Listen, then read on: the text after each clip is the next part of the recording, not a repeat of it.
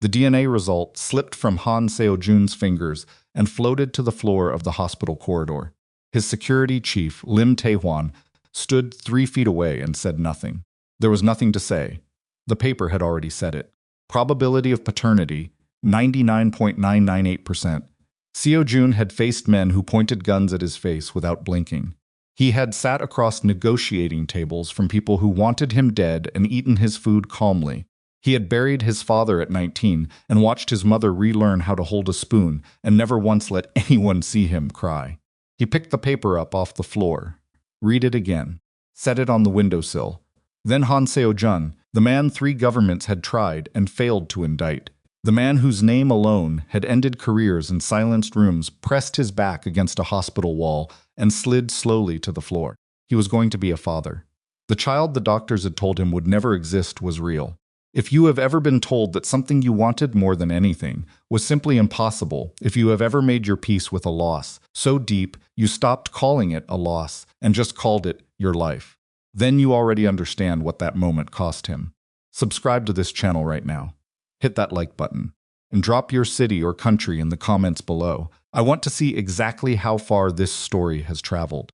Because what happens next between this man, this woman, and the child neither of them planned will stay with you, long after the screen goes dark. Don't miss a single part. The bar at the Park Hyatt Busan was the kind of place that existed to make people feel significant. Pale marble, low amber lighting. A view of the harbor that turned ordinary water into something that looked like it had been arranged by a photographer. The bottles behind the counter caught the light in a way that seemed almost deliberate, as though the room itself understood that its job was to make whatever you were drinking feel like it mattered. Zaria Monroe had been sitting at the far end of the bar for 40 minutes and had consumed exactly 1 glass of overpriced sparkling water. She was wearing a green dress she'd bought specifically for this trip, the kind of purchase that felt optimistic in the store and slightly desperate by the time you actually put it on. She looked good. She knew she looked good. That wasn't the problem. Problem was the noise coming from the ballroom 2 floors above her, where her best friend Keisha had just married the man who made her laugh every single day, and the entire celebration was the specific kind of joyful that made Zaria feel, without meaning to feel it, profoundly alone. She was 27 years old. She had a master's degree she was still paying for. She worked 60-hour weeks managing cases for families in crisis and earned a salary that made her laugh sometimes in a way that had nothing to do with happiness. A sound like green Charlotte had a bathroom door that didn't fully close, and she'd stopped trying to fix it because the landlord stopped returning her calls. And somewhere along the way, she'd simply accepted the door as a fact of her life, the way she'd accepted other facts that Marcus had chosen as promotion over her. That she was tired in a way sleep did, that the love she watched other people have seemed to require a version of luck she hadn't been issued. She wasn't bitter about it. That was the part people got wrong when they looked at her face. She wasn't bitter. She was just exhausted from pretending she was fine with everything. The bartender, a young Korean man with careful English, had checked on her twice with the polite neutrality of someone trained not to make assumptions. She had smiled both times. The smile came easily. She'd been smiling through discomfort since she was old enough to understand what made other people comfortable. She was checking her phone, a message from Keisha asking where she'd gone when she became aware of some settling on Sunset to the bar stool 2 seats away. She didn't look up immediately. People sat at bars. That was what bars were for. The sparkling water here is unreasonably expensive, the man said. His English was precise, not accented in the way she'd expected from the Korean men she'd spoken to since arriving in Busan, most of whom navigated English with visible effort. His was different. Fluent in a way that suggested years of practice in rooms where the language had been necessary rather than chosen. She looked up. She registered this quickly, and then tried not to register it again, remarkably good-looking, in a way that seemed faintly unreasonable. Late 20s or early 30s. Dark suits that was clearly not off a rack. The kind of face that was all angles and restraint, like something carved by someone who understood that the more you left out, the more interesting the result. He wasn't smiling. He wasn't performing friendliness. He was simply sitting there with the specific stillness of someone who had never needed to fill silence with noise. "It is," she said, "I noticed." "Yet you ordered it." I'm at a wedding. Something shifted in his expression. Not a smile exactly, more like the early architecture of one. You're hiding. It wasn't a question. She should have been annoyed. She wasn't. The dress makes it harder, she said. He looked at her then, not in the way men sometimes looked at her in bars, the inventory kind of look she had learned to meet with the specific expression that communicated availability of neither her time nor her patience. He looked at her the way you look at someone when you're actually curious about what they're going to say next. Han Seo-jun, he said. Zaria Monroe, he ordered scotch. She let the bartender refill her water without objection. They did not exchange last names again, and somehow this felt like a mutual agreement reached without discussion. He didn't tell her he was wealthy. Men with his kind of money rarely needed to announce it. It moved with them the way weather moves, something you felt before you could name it. He didn't ask her what she did for work with the slightly interrogative energy of someone deciding whether she was worth the conversation. He simply talked to her about Busan, about a fishing village he'd visited north of the city, about a meal he'd eaten at a restaurant so small it had 4 tables, about whether the best food in any country was always the food nobody photographed. Zaria talked back. This surprised her a little. She was normally careful with strangers. She'd spent years as a social worker learning to read the gap between what people said and what they meant, and she'd brought that habit into her personal life in ways that weren't always useful. With Seo-jun, for reasons she couldn't have explained to anyone's satisfaction, including her own, the habit went quiet. Told him about Keisha, about how she'd watched her best friend choose a man who showed up consistently every single time, without requiring Keisha to pretend his limitations were something else. She told him this had seemed like an ordinary thing to want, and had somehow proven enormously difficult to find. Seo-jun listened. Not politely. Actually, the distinction was something she registered in her body before she registered it in her mind. My father died when I was 19, he said at one point. Not as a confession. More as an equivalent offering. Car accident, I was driving. She looked at him. He told me to take the coast road, Seo-jun said. He liked the view. I argued with him because the highway was faster. He paused. Took the coast road. Seo-jun, I'm not telling you so you feel sorry for me. His voice was even. I'm telling you because you told me something true. It seemed right to return it. They closed the bar down. Neither of them mentioned it. They moved to the hotel lobby, then eventually to the quiet terrace overlooking the harbor, where the water was dark, and the lights of the city made reflections that looked nothing like the city, and somehow more beautiful for it. By the time the sky began lightening over the water, that specific gray that comes before color, the hour the world holds its breath, they had been talking for 5 hours. What happened between them was not reckless. That was the word Zaria reached for later, when she was trying to understand it, and it kept failing to fit. It was the opposite of reckless. It was 2 people who had been careful for a very long time deciding, at the same moment, to stop. By the time full morning arrived, Seo-jun was standing at the window of her room, with his jacket folded over a chair, looking at the harbor. Zaria was watching him from the bed, with the specific feeling of someone who has done something they cannot regret, but cannot entirely account for either. I don't do this, she said. It came out without planning. Neither do I. He turned from the window. His expression was the same as it had been all night, serious, present, not performing anything. I want you to know that. She believed him. She wasn't sure whether that made it better or complicated. They had breakfast in the room. Bad hotel coffee and pastries that were too sweet, and somehow this was the most comfortable she'd felt in months. He made her laugh twice without trying to. She made him laugh once, which felt like an achievement of an entirely different order. Then he left. No number exchanged, no promises offered. She had his first name and a view of the Busan harbor and the memory of a man who had listened to her the way people sometimes only listen when they understand they're running out of time. She flew back to Charlotte 48 hours later. Went back to her cases, her broken bathroom door, her student loan portal, filed the memory of Seo-jun, somewhere in the category of things that happened once and wouldn't happen again. The kind of experience you keep, not because it led somewhere, but because it meant something regardless. As 3 weeks later, she was nauseous before her alarm went off. She attributed it to stress. Then to the takeout she'd ordered from the new Thai place. Then to a change in her cycle. Then Because Zaria Monroe was a woman who had learned to look at hard facts directly even when she didn't want to, she drove to a CVS at 7 in the morning and bought 2 tests. Both said the same thing. She sat on the edge of her bathtub in the apartment with the broken bathroom door and held the tests in both hands and tried to locate any possible alternative explanation. And there wasn't one. And she already knew that, and knowing it didn't make the reality land any softer. She was 12 weeks pregnant by the time she confirmed it with a doctor. She'd told herself the nausea was manageable. She'd told herself a lot of things. There was only one possible father. She had a first name.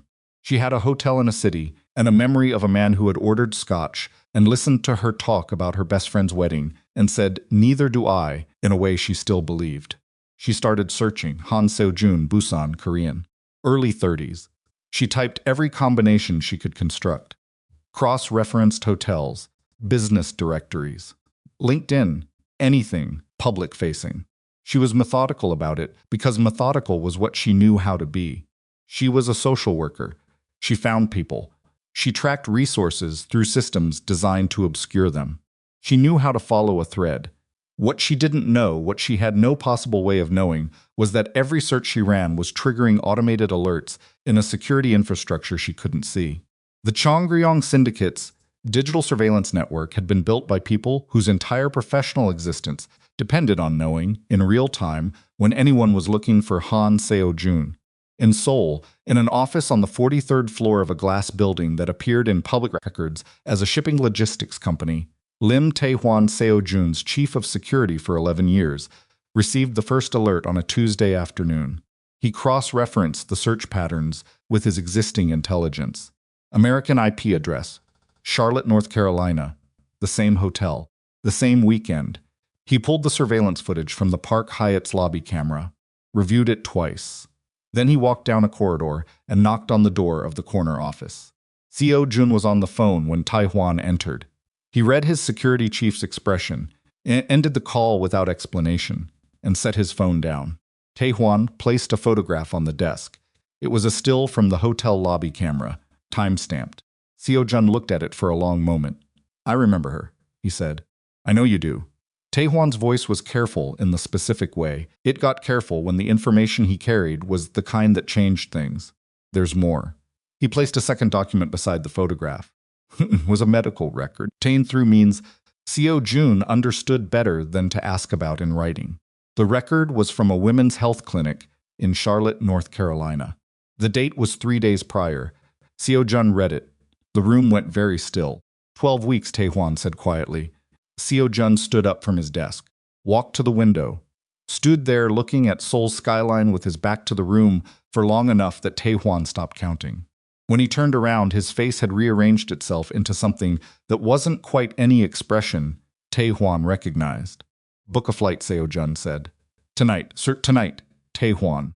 He had been told, 12 years ago, by 3 separate specialists, one of them internationally regarded, one of them quietly paid an obscene amount of money to provide a second opinion, a Salem consulted a year later when Seo-jun had finally forced himself to confirm what he already suspected, that the injuries sustained in the accident that killed Sunil, his father, had left him, with extremely high probability, unable to father children. He had absorbed this the way he absorbed other permanent losses, by deciding not to permit it to be the thing that finished him, by building a life structured around what was still possible, not around what wasn't, by never in 11 years allowing himself to need anything so badly that losing it would cost him more than he could pay. He had met Zaria Monroe in a hotel bar in Busan and spent one night talking to her, and then told himself with the full authority of a man who had spent over a decade deciding what was real, that it was simply an experience, a human one, something he would keep but not pursue. He had spent 12 weeks trying to forget her face. He hadn't managed it.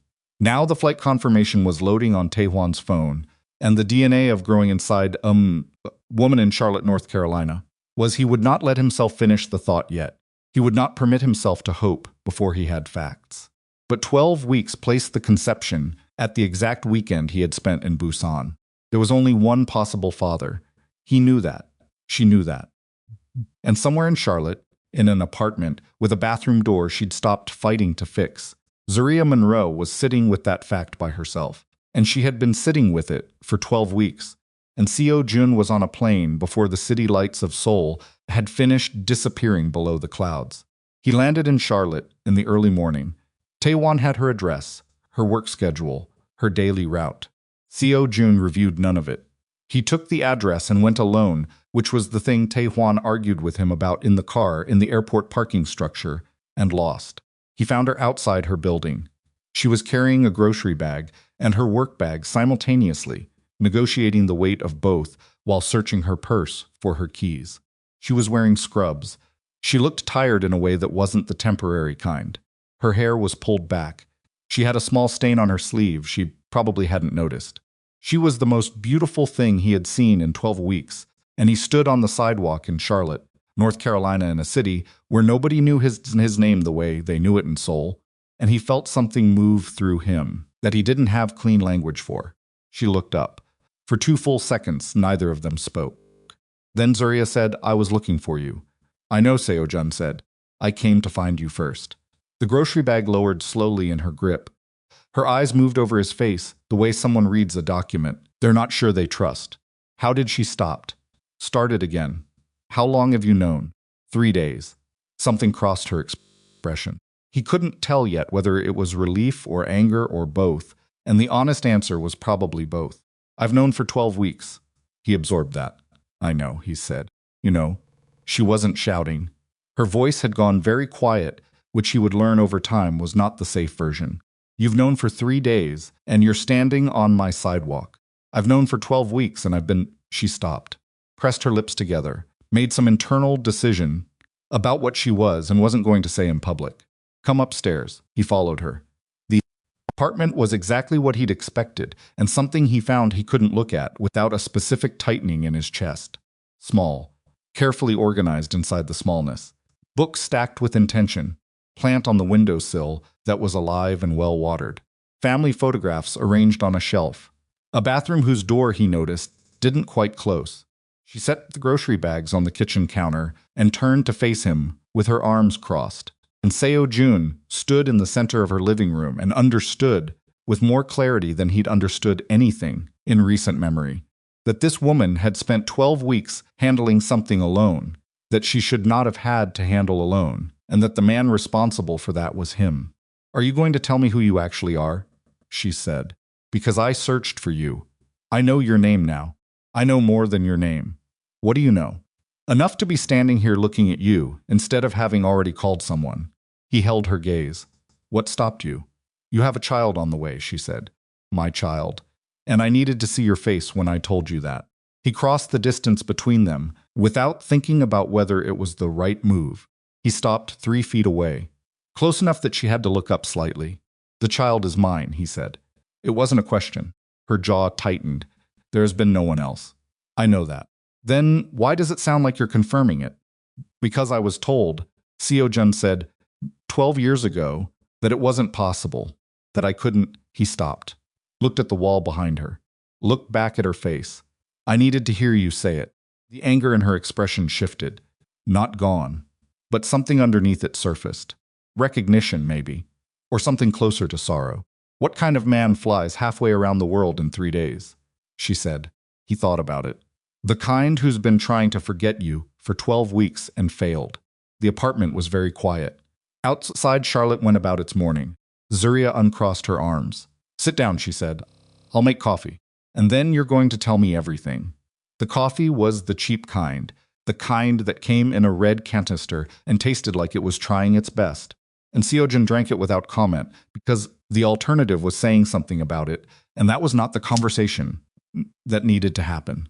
Zaria sat across from him at the small kitchen table with her mug held in both hands and watched him the way she watched clients, who hadn't decided yet whether to tell her the truth.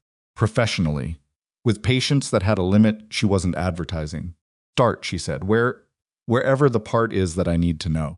He set his mug down, aligned it with the edge of the table, which was a habit he had and didn't think about.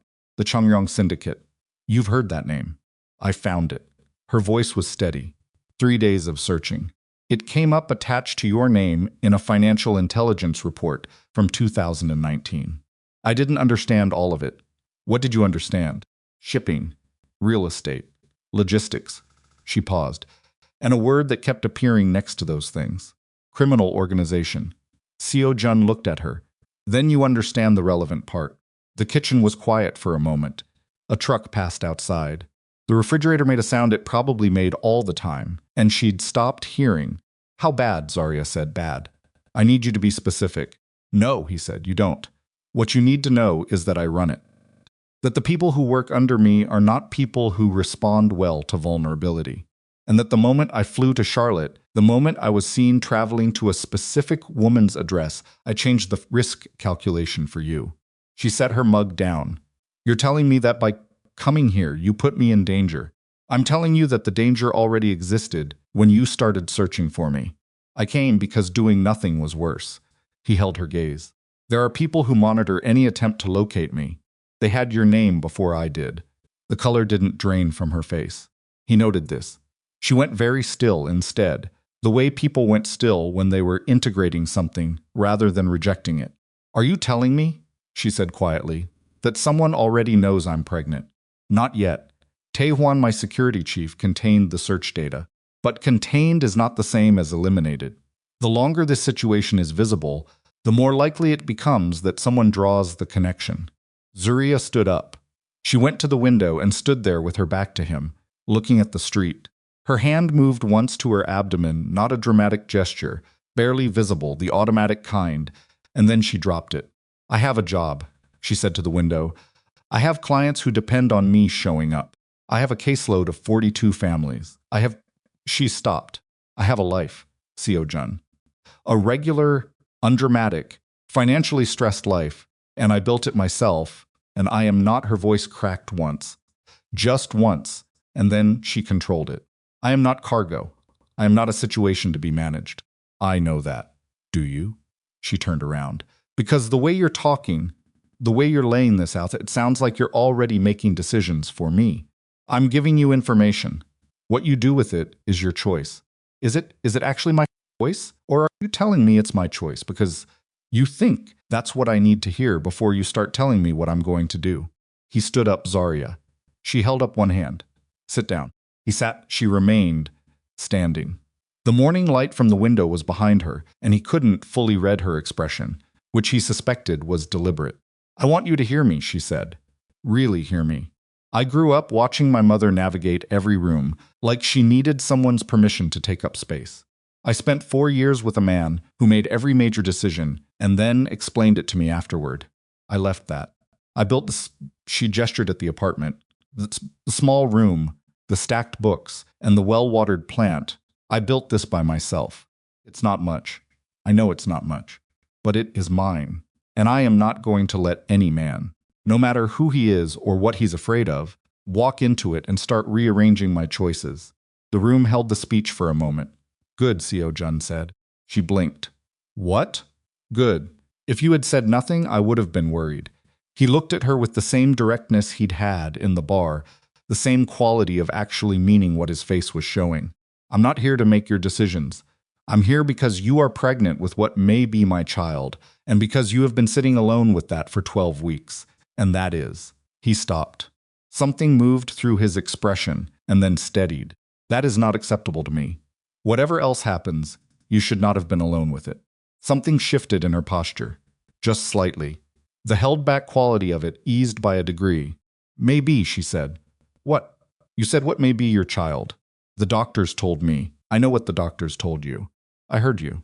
But I'm sitting here telling you there is no other possibility, and you're still hedging. He exhaled slowly. I've been told something was impossible for 12 years. I'm trying not to... He stopped again. She watched him locate, and then discard 3 different ways of finishing the sentence. I'm trying not to want something so badly that I'm wrong about it. The kitchen went quiet again. Zaria sat back down across from him. She studied his face. He let her. 3 days, she said finally. What about them? You said you've known for 3 days. What did the 3 days look like for you? He considered whether to answer. Then I canceled every meeting I had scheduled for the next 2 weeks. I told Taewan to book the first available flight. I sat on a plane for 14 hours and thought about a woman I've been trying to forget, and a diagnosis I received at 20 years old that I made my peace with a long time ago." He paused. Or I thought I had. Zaria looked at him for a long moment. "Okay, you can stay." Not here. "I'm not saying here. I'm not there yet. But you can stay in Charlotte. We can figure out what we're figuring out. And you are going to be honest with me. Completely honest. Even when the honest thing is something you think I can't handle." "Agreed." "If you lie to me once," she said, "once, Seo-jun, we're done. I don't care what the situation is. I don't negotiate with liars." "Understood." She picked her mug back up. The coffee was lukewarm by now and she drank it anyway. He watched her do it. "The bathroom door doesn't close," he said. She looked at him. "I noticed. When I came in. I know it doesn't close. I've been meaning to. I can fix it. I don't need you to fix my bathroom door." "I didn't say you needed me to," he said. "I said I can." The corner of her mouth moved. Not quite a smile. "You know how to fix a door." "I know how to do a number of things that would surprise you." "Yeah," she said. And this time it was almost a smile. "I'm starting to get that impression." Tae-hwan arrived in Charlotte by evening. Seo-jun had taken a room at a hotel 6 blocks from Zaria's apartment, not the luxury kind, which would have drawn attention, but a clean business hotel with good security sightlines and an exit through the parking structure that he'd confirmed within 30 minutes of checking in. Tae-hwan knocked at exactly the time he'd said he would. He was 44, built like someone who had decided at 20 that his body was a professional tool and maintained it accordingly. His face had the quality of long-practiced neutrality, the kind that got mistaken for coldness till you understood it was simply economy. 11 years working for Seo-jun had made him someone who could deliver terrible news without inflection and praise without enthusiasm, which made him, in Seo-jun's estimation, one of the 3 most reliable people he had ever known. He came in and sat down without being invited, which was the specific informality of someone who had ceased performing deference a decade ago because it had been established as unnecessary. "The searches are contained," he said, "for now. But I've identified residual pattern activity automated crawlers that may have logged the query chain before my people shut it down. If anyone is actively monitoring those logs, there may already be a copy. Who would be actively monitoring?" Tae-hwan looked at him. "Do you want the long list or the specific concern?" "Specific. Jang Mu-cheol." He paused long enough for the name to land. "He's been repositioning for 3 months. Quietly. Taking meetings he shouldn't be taking, pulling resources from sectors where he'd been dormant. I think he's planning something, and I think he's waiting for an angle. Mu-cheol." The name sat in Seo-jun's chest the way a splinter sat in a finger, not the sharpest pain, but constant, and impossible to ignore once you were aware of it. He had known Mu-cheol for 17 years.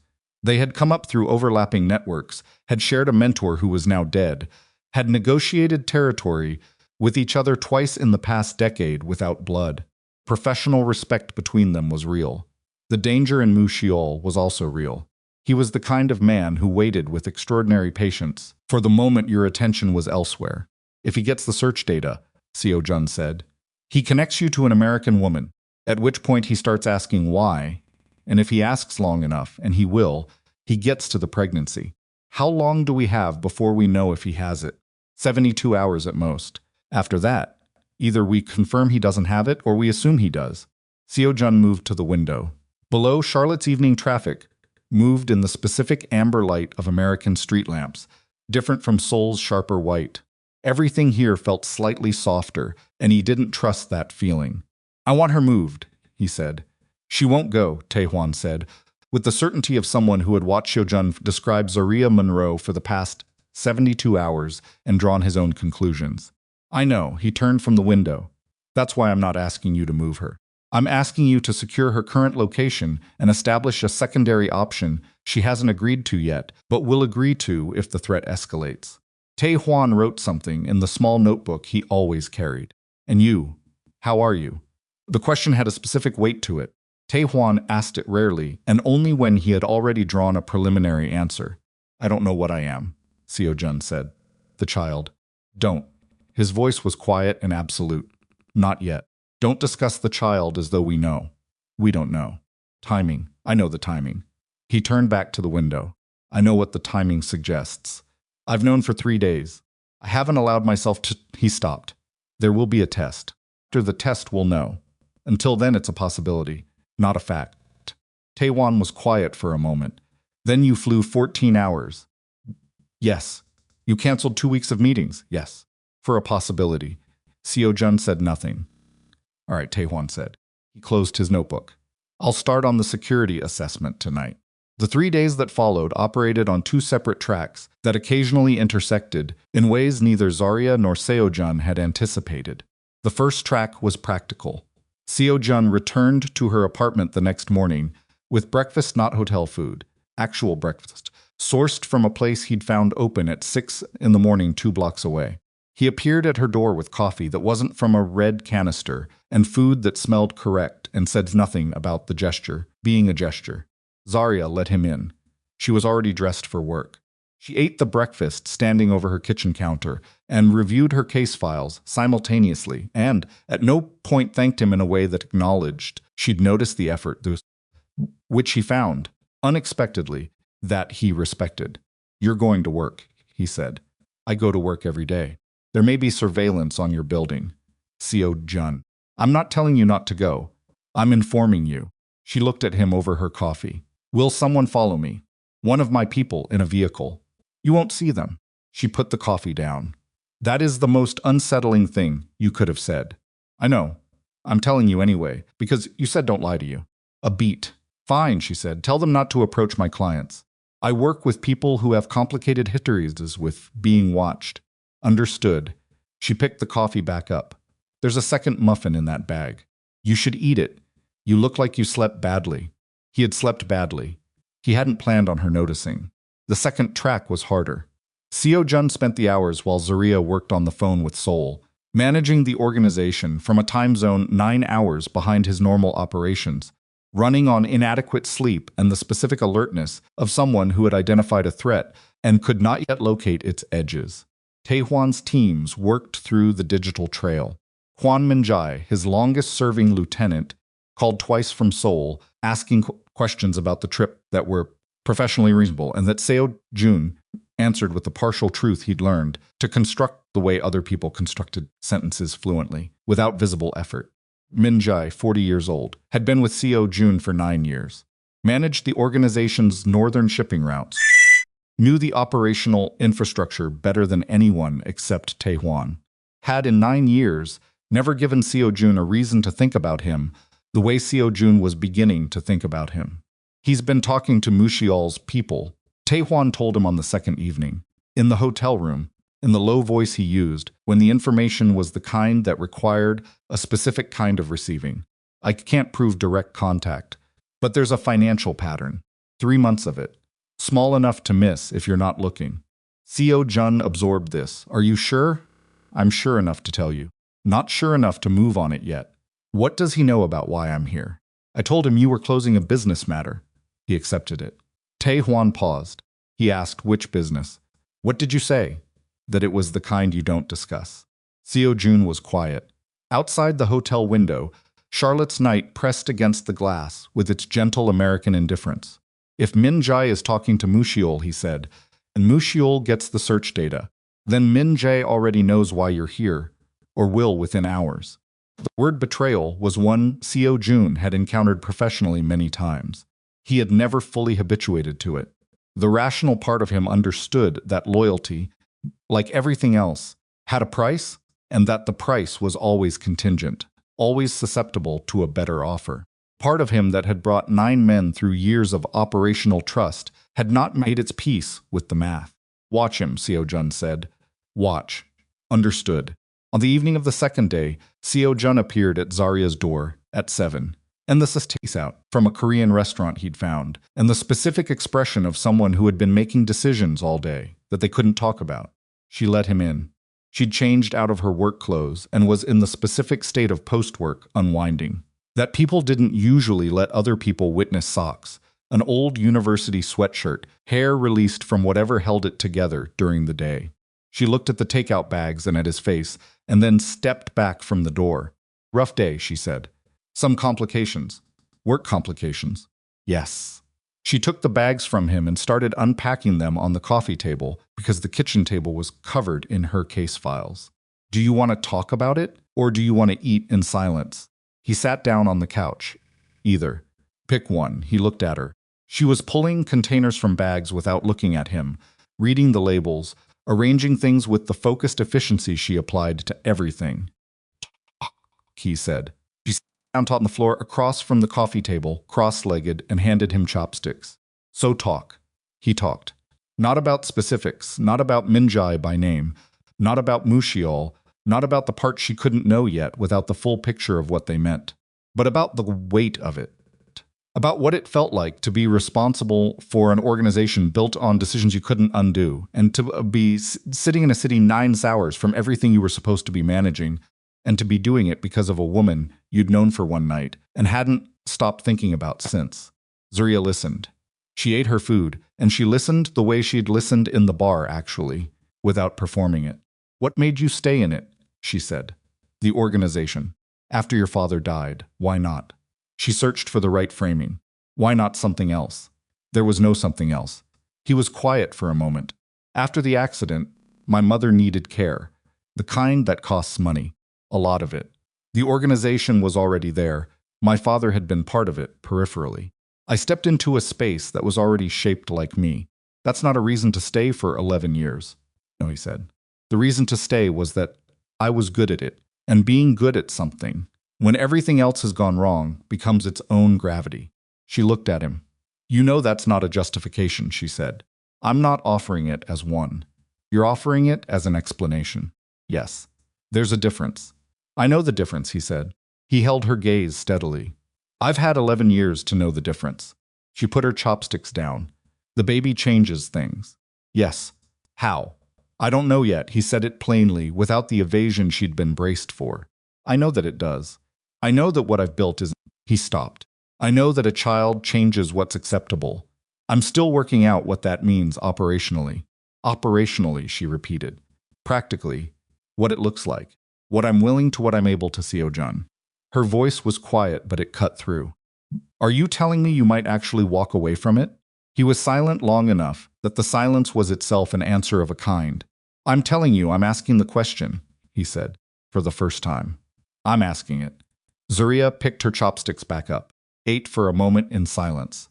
That's the most honest thing you've said since you got here, she said. He almost smiled. I've been honest. You've been accurate.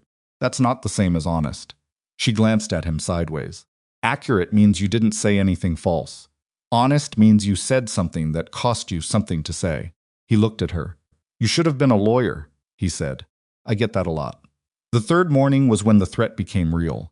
Tae-hwan called at 5:47. Seo-jun was already awake, had been awake for 2 hours, lying in the hotel room with the specific alertness of someone whose instincts had registered something before the evidence arrived. He picked up on the first ring. Mushiol has the data, Tae-hwan said. No preamble. Seo-jun sat up when. The transfer happened 6 hours ago. Encrypted channel, one of the ones Minjai has access to. Tae-hwan's voice was flat and careful. He knows you're in Charlotte. He knows there's a woman. He doesn't have the pregnancy yet. I don't believe he has it yet, but he has enough to deduce the rest. How long before he has someone on the ground here? He may already. I can't confirm either way. Seo-jun was already moving. He pulled on clothes with the efficiency of someone who had practiced exactly this scenario without knowing when he'd need it.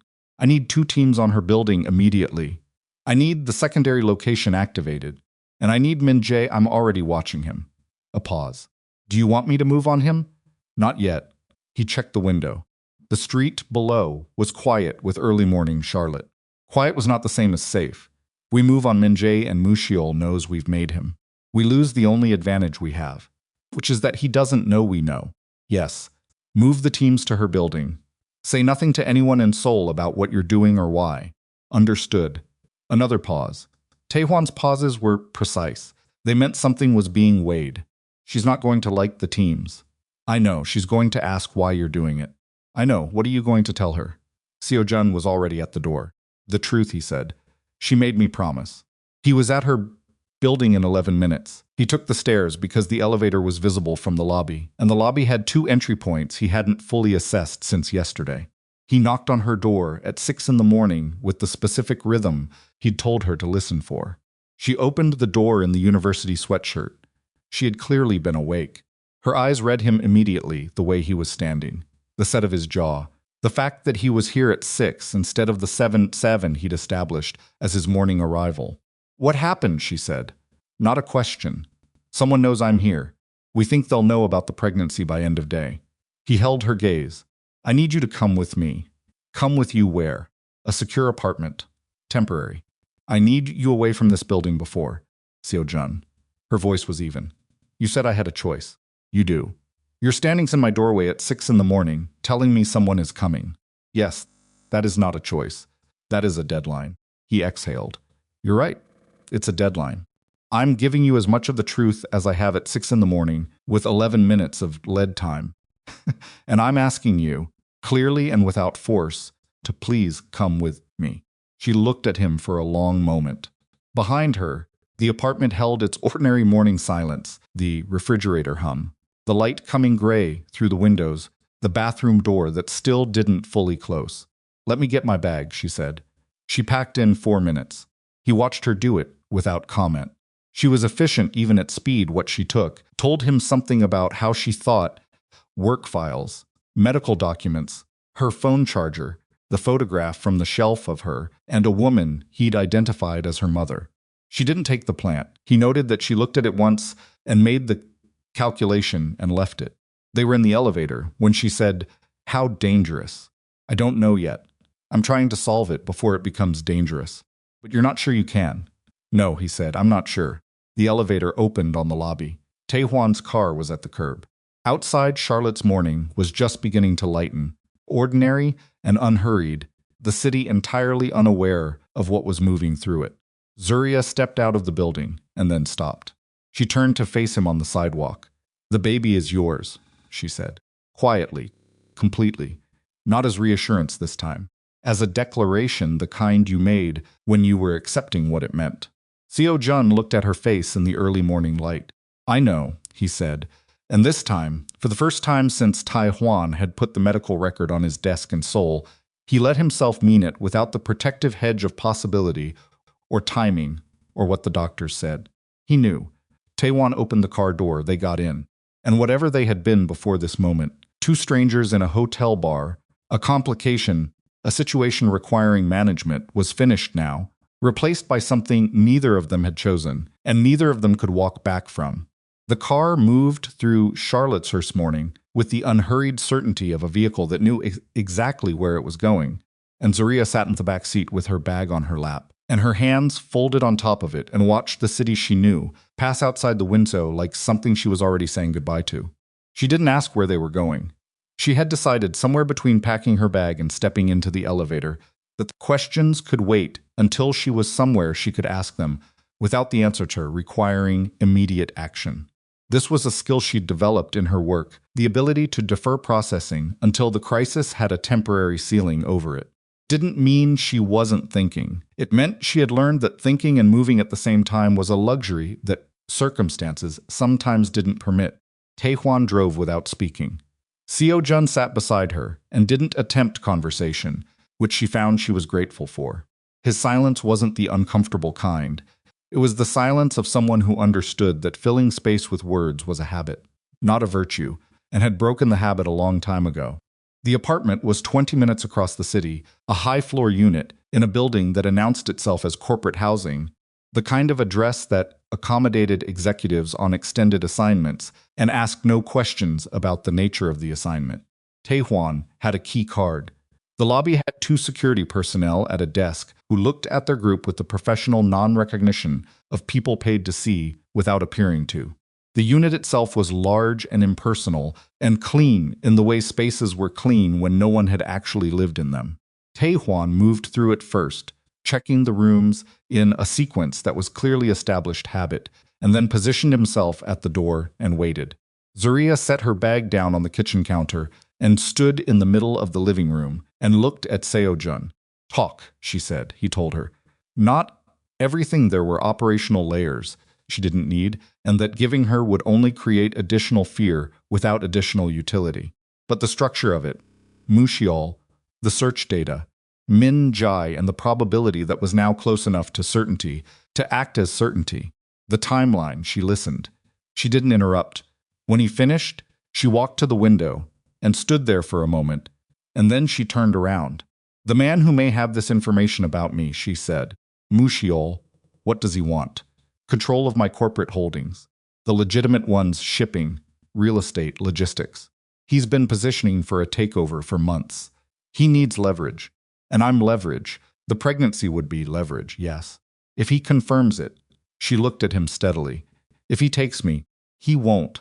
I'm asking you to explain why. Because I won't permit it. He said it without inflection, not as bravado, simply as fact. And because Taiwan has already placed teams on this building and has people tracking Mushiol's known operatives in the United States. If anyone moves towards you, we'll know before they arrive. Zaria was quiet for a moment. Then how many people know I'm here? In this building. 3 including me, Taiwan, and one other, the man who leased this unit. He's been with me for 7 years. She sat down on the edge of the couch, pressed her palms flat on her thighs, looked at the floor for a moment, and then back up. My clients, she said. I can have someone notify your office. No, I'll call my supervisor. I'll say I have a family emergency. She exhaled, which is not entirely untrue. Something in his expression moved. He sat down in the chair across from her, close enough that the conversation didn't have to work to be private. Zaria, don't apologize, she said. I can see you're about to apologize, and I don't want it. I want a plan. I have a plan, he said. Then let's hear it. The plan, as he explained it over the next hour, had 2 simultaneous tracks. The first was defensive, securing her location, monitoring the threat, keeping Mushiol's operatives in sight without alerting them to the surveillance. The second was offensive, accumulating the financial and legal evidence against Mushiol's organization that Seo-jun had been quietly building for 8 months, accelerating the timeline to the people within the relevant networks who had the authority and motivation to act on it. Destroying a man's criminal operation through his money and his alliances was slower than a direct confrontation, but it was permanent, and it didn't require blood, which was the calculation Seo-jun had made 8 months ago when he first identified the threat Mushiol's was becoming. Why were you building evidence against him before this? Zaria said. Because he's been a problem for longer than he's been a specific threat. I saw the direction of it a year ago, but you didn't move then. Moving too early is the same mistake as moving too late. You need sufficient evidence that when you use it, it's final. Otherwise, you've only made an enemy angrier. She absorbed this. And now the timeline has accelerated because he has the data. I need to move faster than I'd planned. He paused, which introduces risk I was trying to avoid. What kind of risk? The kind that comes from rushing something that was designed to be careful. He held her gaze. I want you to know that. I'm telling you the plan has risks because you said honest, not accurate. She looked at him for a moment. You remembered that. I remember everything you say. The morning stretched into afternoon. Taehwan brought food from somewhere, actual food, not hotel provisioning, which told Zaria he'd done this kind of operationism before and understood the specific way hunger compounded everything else that was wrong with the situation. She ate because she was pregnant, and eating was now something she understood as a responsibility rather than a preference. Seo-jun spent 3 hours on calls in the second bedroom with the door closed, speaking in Korean in the low, clipped register of someone issuing instructions they expected to be followed without iteration.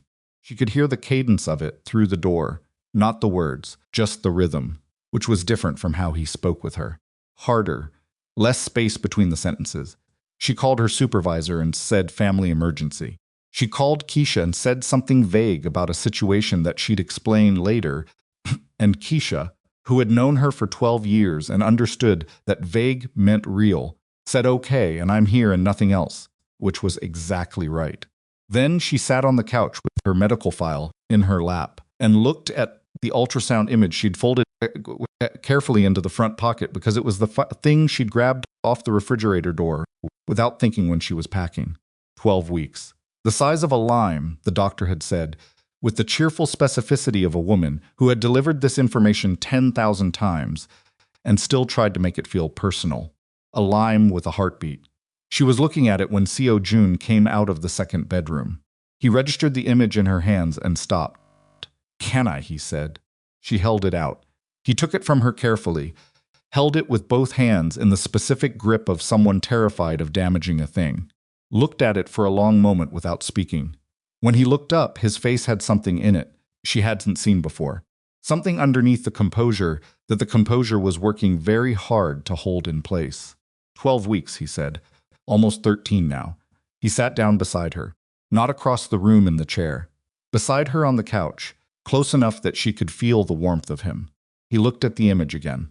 "I was 20, he said, when they told me." His voice was quiet and even after the accident.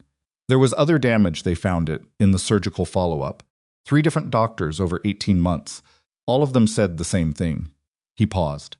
"I was 20 years old. I'd just killed my father. My mother couldn't use her right hand, and I sat in a doctor's office and absorbed one more thing: I couldn't change.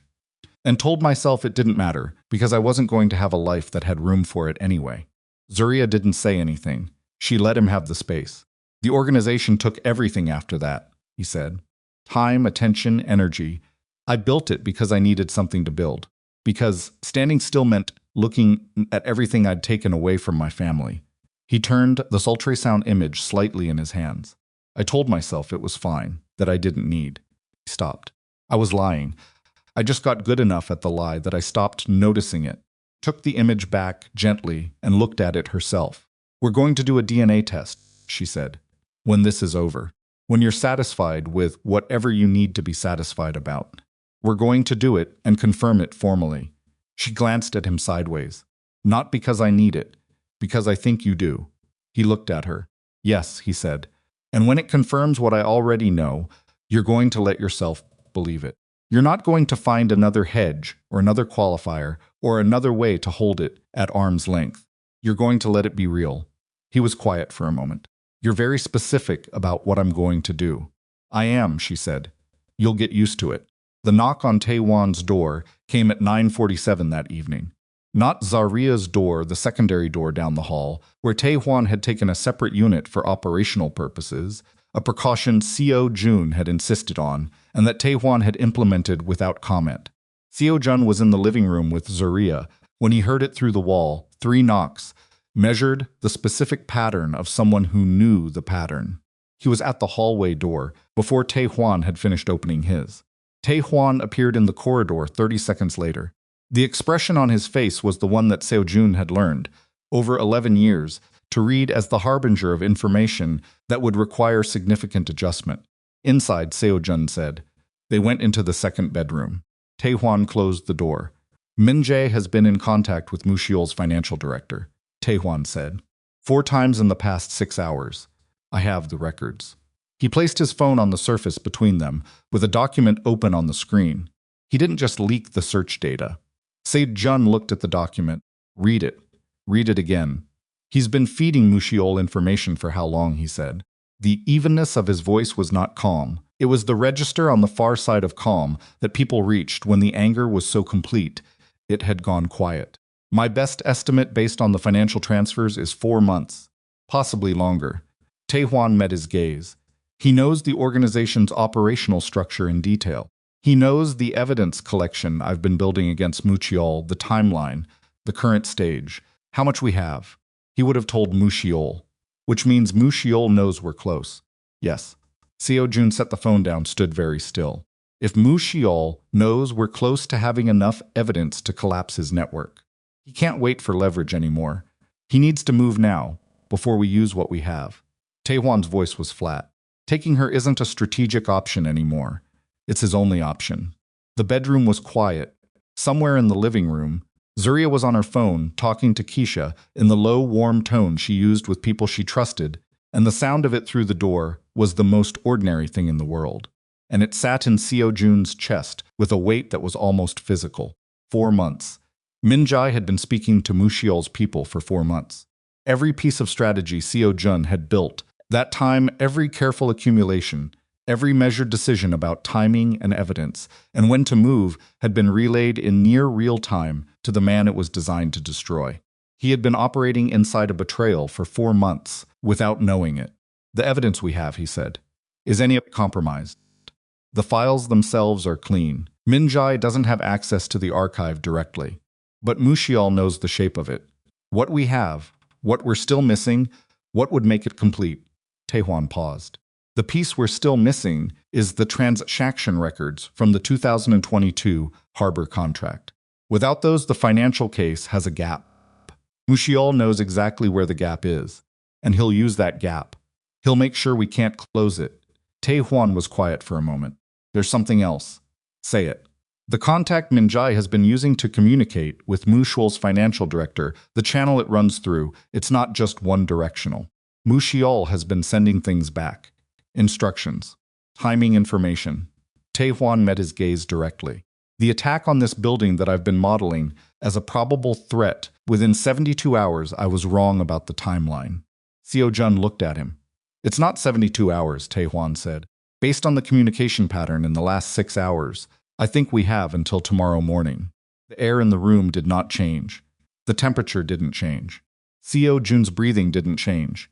What changed was the quality of his stillness. How many men does Mushial have in Charlotte right now? He said. I've confirmed 4. I believe there are more I haven't located. Our teams. 8. 2 on this building. 3 mobile, 3 positioned at a second perimeter point. Taehwan's jaw was set. The numbers are workable. The problem is that Mushial knows our security protocols. Minjai knew them. He shared everything. Seo-jun moved to the window, looked at the city. We have to assume every protocol I've run in the past 4 months is known. Every position, every response sequence, every communication channel. He turned. Which means tonight we rebuild from scratch. In what time frame? Hours. He was already moving toward the door. Call every team lead. Change every frequency. Every position. Every protocol, nothing from the existing playbook. Tonight, we operate on procedures Mushial has never seen because they didn't exist until now. He put his hand on the door. And Taehwan, sir, Minjai stays dark. We don't touch him. We don't alert him. We don't let him know we've made him. Not until I say. His voice was the specific temperature of something that had been through fire and come out the other side of it. If he thinks we still trust him, he'll keep feeding Mushial false certainty. We can use that. Taehwan nodded once. Seo-jun opened the bedroom door and walked into the living room. Zaria was off the phone now. She was sitting with her feet tucked under her on the couch and a glass of water on the coffee table and the expression of someone who had heard a change in the air without being able to name exactly what had changed. She looked at his face when he came in. How bad, she said. He sat down. Not across from her. Beside her, the same way he'd sat when she showed him the ultrasound. The man I've trusted for 9 years has been working against me for at least 4 months. Mushial has known everything I've been building against him. The attack I was trying to prevent is coming faster than I calculated. He looked at her steadily. Possibly tomorrow morning. She received this. He watched her do it, the intake of breath, the specific way her hands tightened on the glass, and then the deliberate loosening, the decision to not let the fear run the room. What do we do, she said. We change everything. Tonight. New protocols, new positions, new communications. We rebuild the defense in real time. What do you need me to do? He looked at her. The question was not passive. It was the question of someone who understood that doing nothing was itself an action with consequences, and who had decided without fanfare, without making it a speech, that she was not going to be an observer in the situation that was happening to her. There's a secondary room in this unit, he said.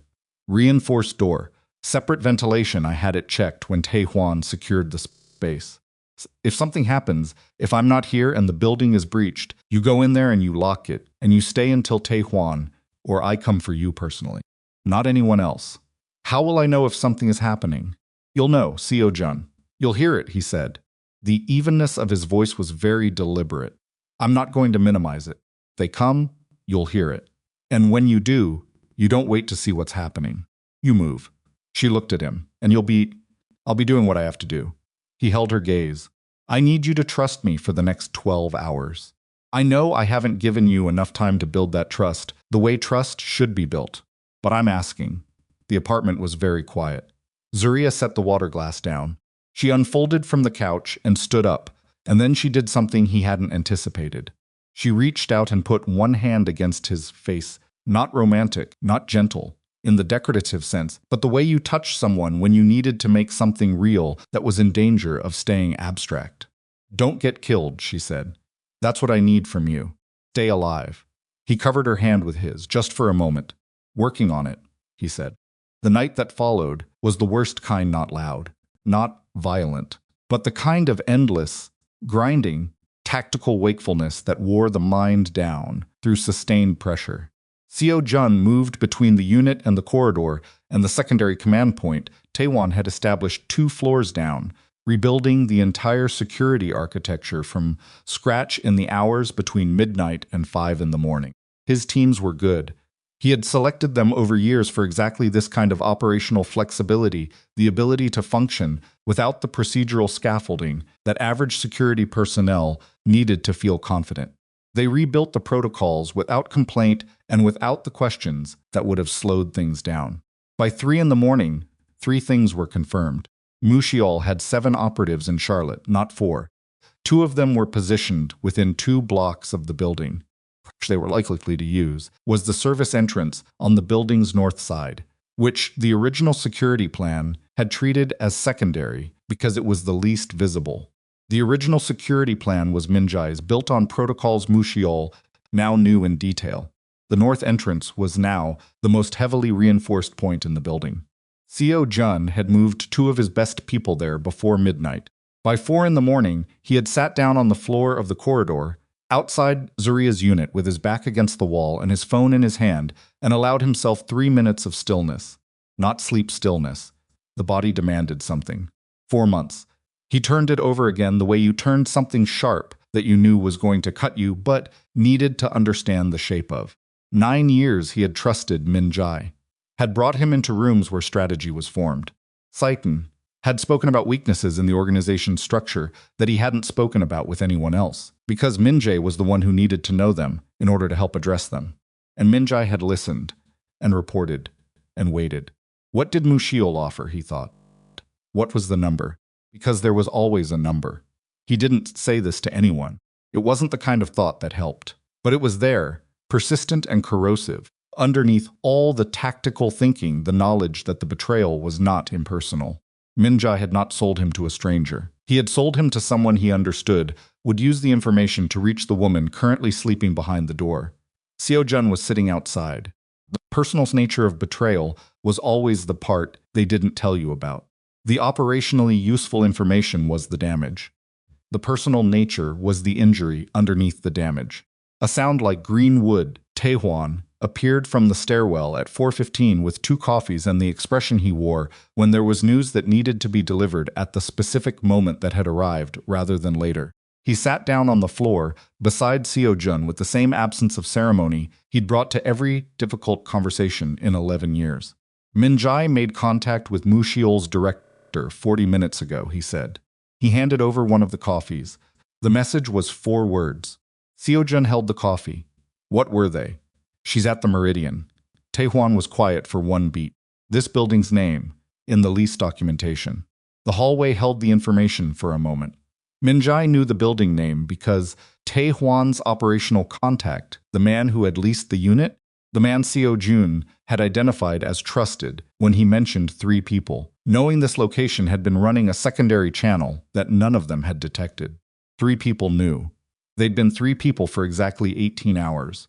And now Mushiol knew too. Seo-jun set the coffee down, stood up.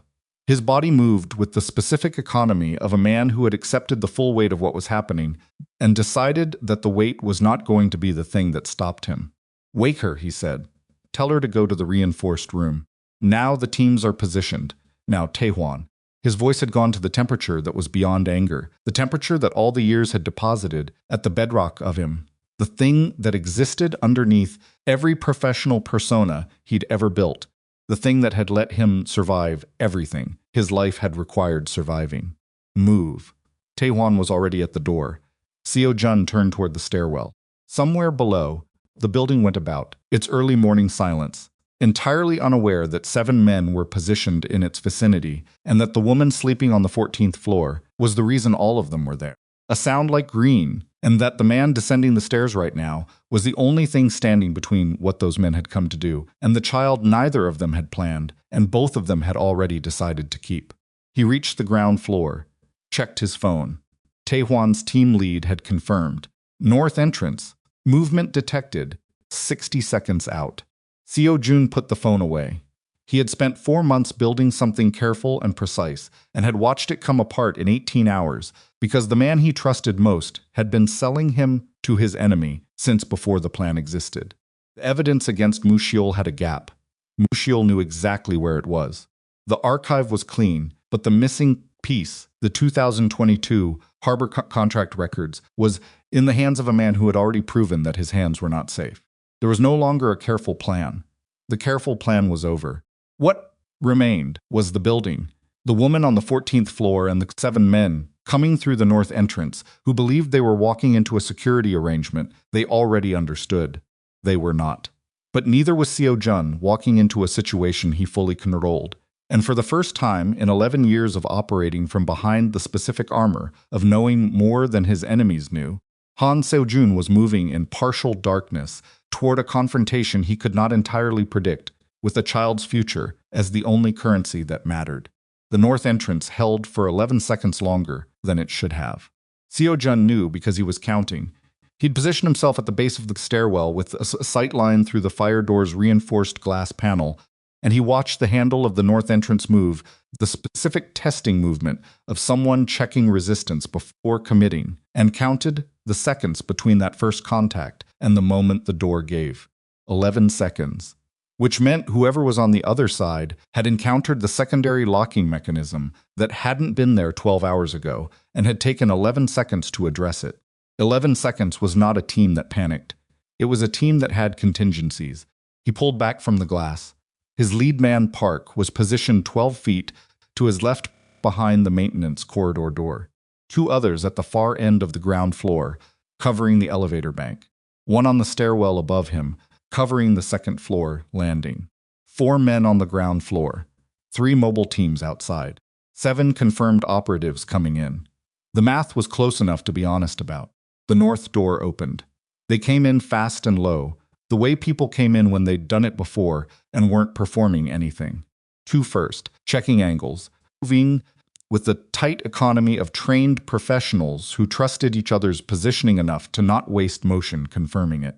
The 3rd came in behind them, carrying the kind of equipment that told Seo-jun immediately that this was not a retrieval team.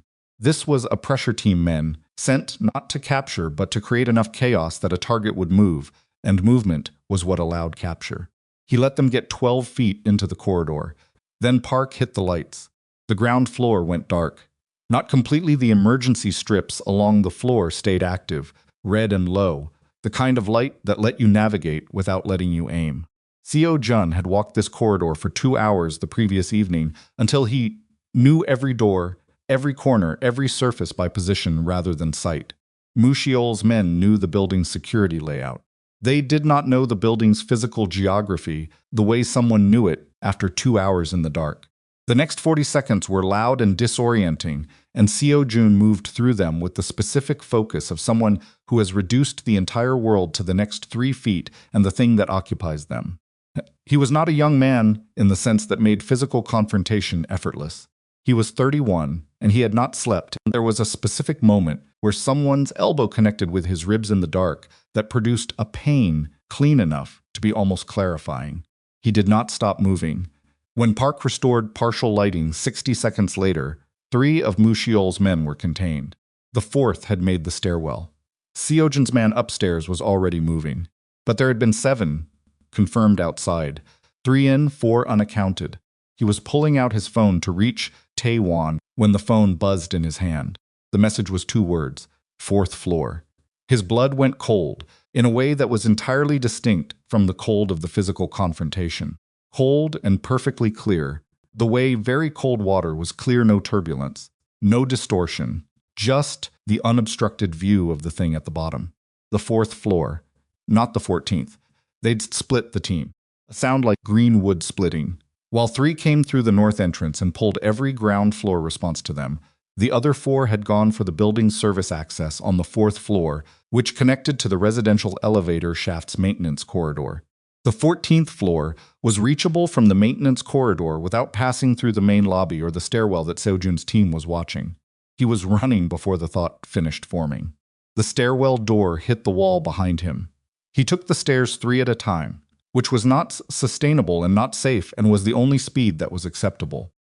4th floor, the maintenance corridor.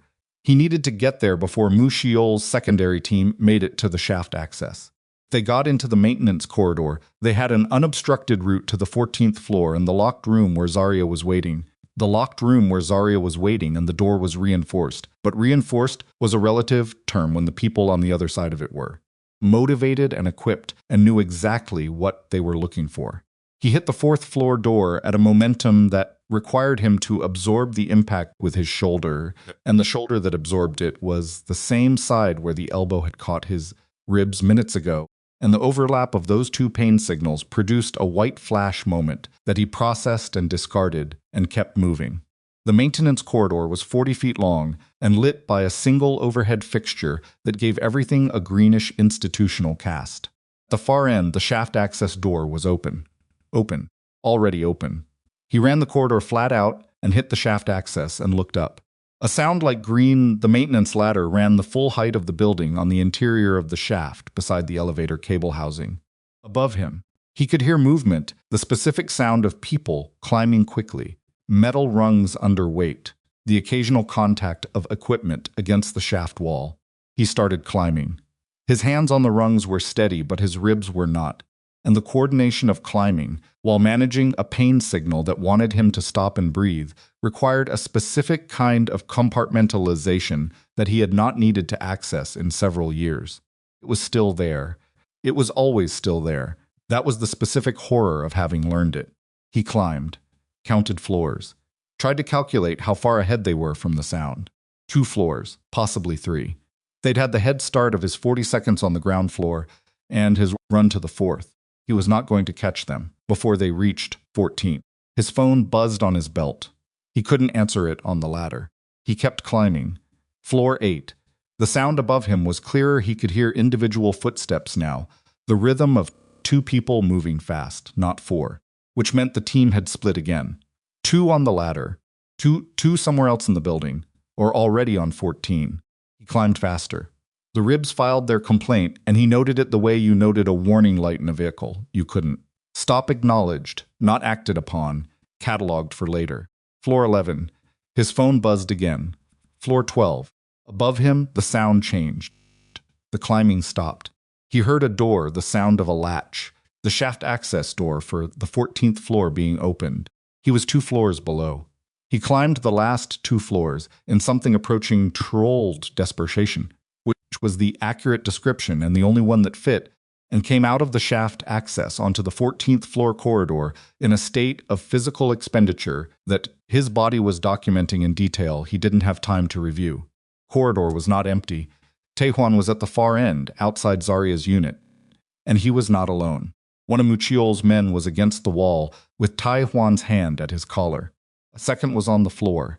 Neither of them was moving in a way that indicated immediate threat.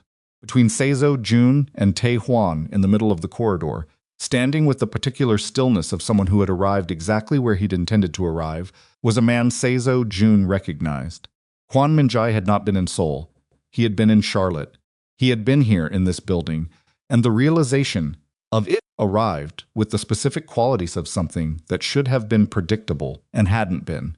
Min-jae was 40 years old and looked exactly as Seo-jun had last seen him, medium height, unremarkable in the way that had always made him effective, with a face that defaulted to a kind of pleasant neutrality that people consistently underestimated. He was wearing a jacket that was not the kind of jacket someone wore to a meeting. He had a phone in one hand. He looked at Seo-jun coming out of the shaft access with the unhurried attention of someone who had expected him. "You took the ladder," Min-jae said. "I thought you would." Seo-jun walked toward him. His breathing was elevated.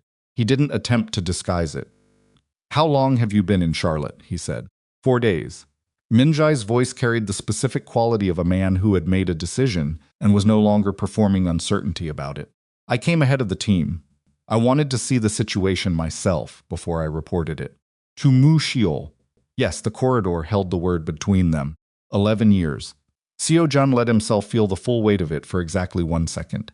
Because the weight was real and pretending otherwise was the kind of lie that cost you more than it saved. The woman, Min-jae said. She's in the reinforced room. Yes, Mu Shiol wants her moved to a neutral location.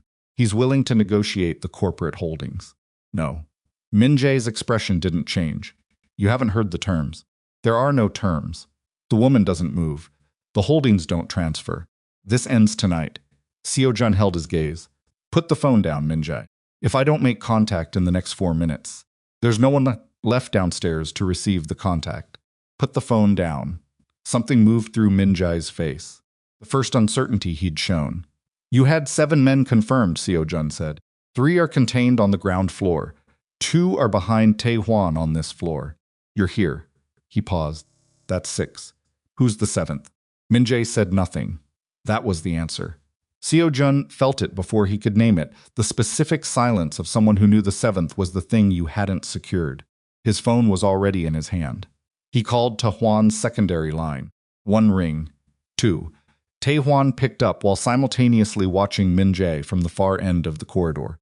The 7th went up, Tae-hwan said. Not the shaft. The exterior. I have... A pause. He's on the roof. The roof. The building's residential units didn't access the roof directly, but the penthouse maintenance access did, and the penthouse access was 2 doors from Zaria's unit. Seo-jun turned. Don't, Min-jae said. He moved not fast, not aggressive, but with purpose, stepping into the corridor's center. Tae-hwan was already moving from the far end.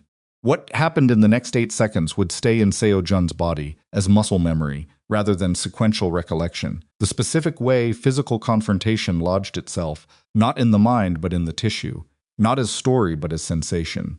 Min-jae was not a field operative.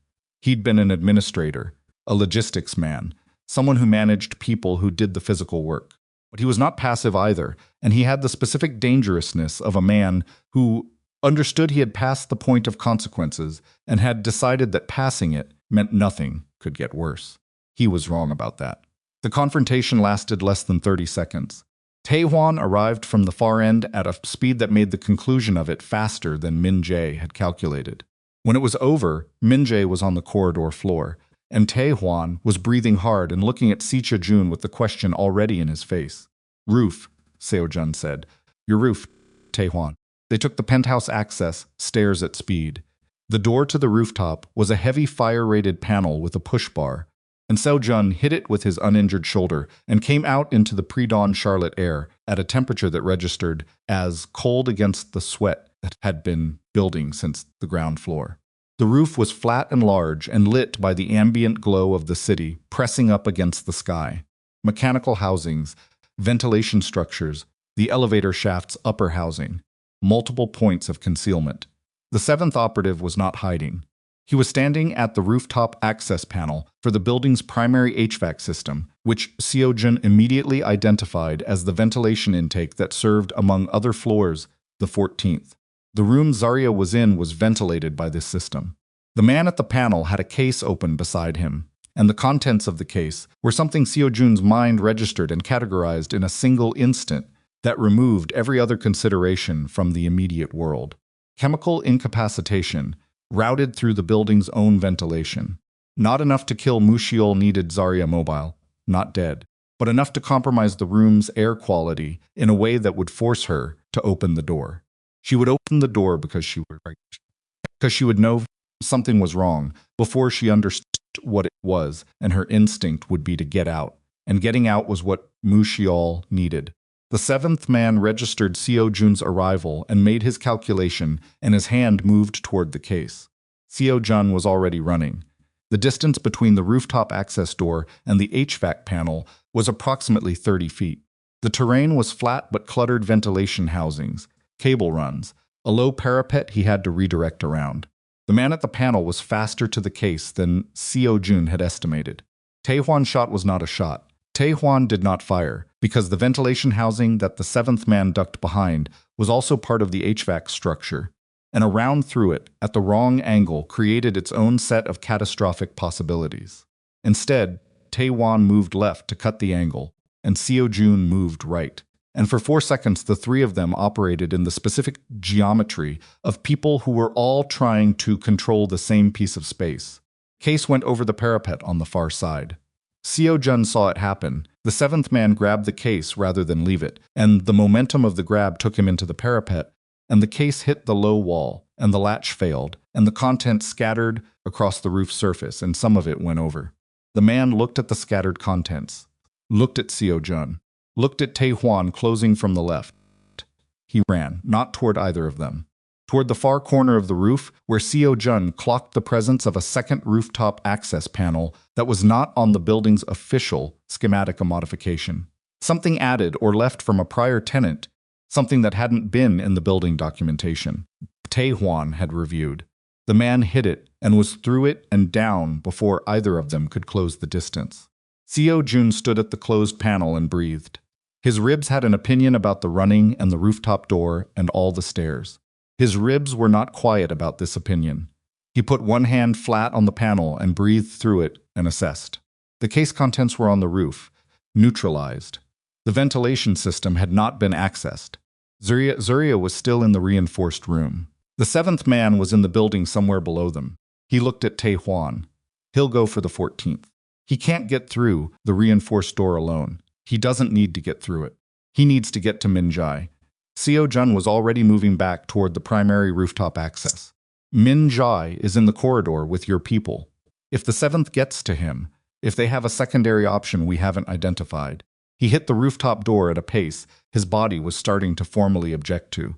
They came back down through the penthouse access and into the 14th floor corridor and found exactly what Seo-jun had feared and Tae-hwan had not quite believed. Min-jae was on the floor, but not restrained. The two team members, Tae-hwan had left, were now occupied with the seventh operative, who had come through from somewhere in the building service network with a speed that told Seo-jun there was an additional access point they had missed, because Mu Shiol had invested in building knowledge that went beyond what the documents contained. Corridor was loud for approximately 40 seconds. Then it wasn't. Seo-jun stood in the corridor's middle and registered the stillness of it and took stock of what the stillness contained. Min-jae, seated against the wall now and properly restrained, the seventh operative, on the floor, Tae-hwan with a cut along his left forearm that was bleeding more than a cut that size should, which told Seo-jun the knife that made it had been sharper than standard. Two team members who were intact, his own ribs, which had moved from complaint into formal grievance. The door to the reinforced room was closed. He walked to it, knocked with the specific pattern he'd told her. 10 seconds. He knocked again. The lock turned. The door opened inward. Zaria stood in the doorway. She had not slept. She had a phone in one hand and her medical file in the other, and her eyes moved over him with the rapid professional assessment of someone cataloging damage, and she found several items to catalog. "You're hurt," she said, "ribs. Possibly cracked. Not broken. You don't actually know that?" "No." She stepped back from the door and let him in. The room's was small reinforced walls, a basic cot, a ventilation grate that she had blocked with the room's single chair the moment she'd registered a change in the air quality through it. He looked at the chair against the grate. "You blocked it," he said. "I smelled something." Her voice was very steady. It was brief, and then it stopped. "I blocked it anyway." She had blocked the ventilation intake based on a smell that lasted seconds. She had done it alone in a locked room in the dark. He sat down on the cot because his ribs had reached the point where the option of sitting was preferable to the option of standing, and his body was making this known in terms he couldn't continue to negotiate with. Zaria set the phone and the file down on the floor and crouched in front of him. She put her hands on either side of his ribcage with a careful clinical precision, and he felt the pressure of it and did not make a sound, which cost him something. "Here," she said. It wasn't a question, she could feel the sight. "Yes." Deep breath going. "I know. Do it anyway." He breathed. The pain was significant and clean, and then it steadied into a duller register. "Not broken," she said. "Cracked, maybe. Bruised for certain." She pulled her hands back. "You need imaging. Later." That's what people say before the later becomes a problem. Zaria. "Fine. Later." She sat back on her heels and looked at his face. The people in the corridor. contained Minjai. He looked at her. I heard enough. She held his gaze. The man you trusted for 9 years. Yes. She looked at him for a moment, with the expression she sometimes wore in the space between what she felt and what she said. Then she stood up and sat beside him on the cot. I'm sorry, she said. Not as comfort, exactly. As acknowledgement. The specific sorrow of someone who understood what it costs to have trusted something that turned out to be hollow. He nodded once. What happens to him? She said. That's a conversation for when this is finished. And Mu Xiol, he exhaled slowly, managing the ribs around it. Mu Xiol believed tonight would give him leverage. It didn't. He was quiet for a moment. But I had a plan for Mu Xiol that depended on completing the evidence before he knew how close we were. Minjay told him. He knows about the gap. The 2022 contracts you mentioned. He looked at her. He hadn't mentioned the 2022 contracts specifically. He had mentioned the gap. She had made an inference and named it correctly based on the context. Yes, he said. Can you get them another way? It depends on where they are. If Mu Xiol has moved to secure them, can someone else get them? He stopped. Looked at her. I mean, she said, is there someone who has access to those records who isn't on Mu Xiol's radar? Someone he wouldn't think to watch. She met his gaze directly. You've been thinking about this as a problem for your people. But your people are known to him. Minjai knew all of them. The pain in his ribs was present, and he let it be present and thought about what she'd just said. There was someone. It had been a peripheral consideration, not because the person was unavailable, but because Seo-jun had assessed the ask as too large and the risk to that person as too significant. A sound like green wood splitting, a financial attorney in Seoul named Bai Jieon, who had worked on the legitimate side of Chongrong's corp structure for 6 years and who had never been part of the operational network. Mu Xiol wouldn't know her name. Minjai might peripherally, but she'd never appeared in any document Minjai would have accessed. She had access to the Harbor Contract Archive through her role in the corporate legal structure. Seo-jun had not asked her, because asking meant pulling her into proximity with something she'd spent 6 years carefully, staying adjacent to without touching. There's someone, he said. Zaria looked at him steadily. Then call them. It puts her at risk if Mu Xiol? Seo-jun. Her voice was quiet, but it had the specific weight of someone who had made a decision about what they were willing to say. You have been trying to protect everyone from everything. From information, from risk, from the situation's actual shape. You kept me at a distance from the full picture, because you thought it would protect me. How did that work out? He said nothing. Call her, Zaria said. Explain the actual situation. Let her decide if the risk is acceptable to her. That's the part you keep skipping. You make the risk calculation for everyone else, and then present them with the conclusion. She held his gaze. People deserve to know what they're choosing.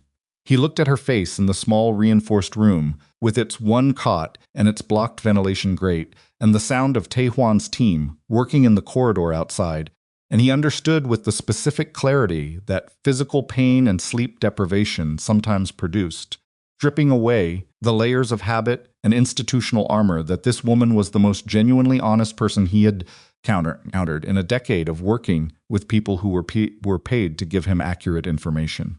He picked up his phone, found Bai Jieon's number. It was 2 p.m. in Seoul.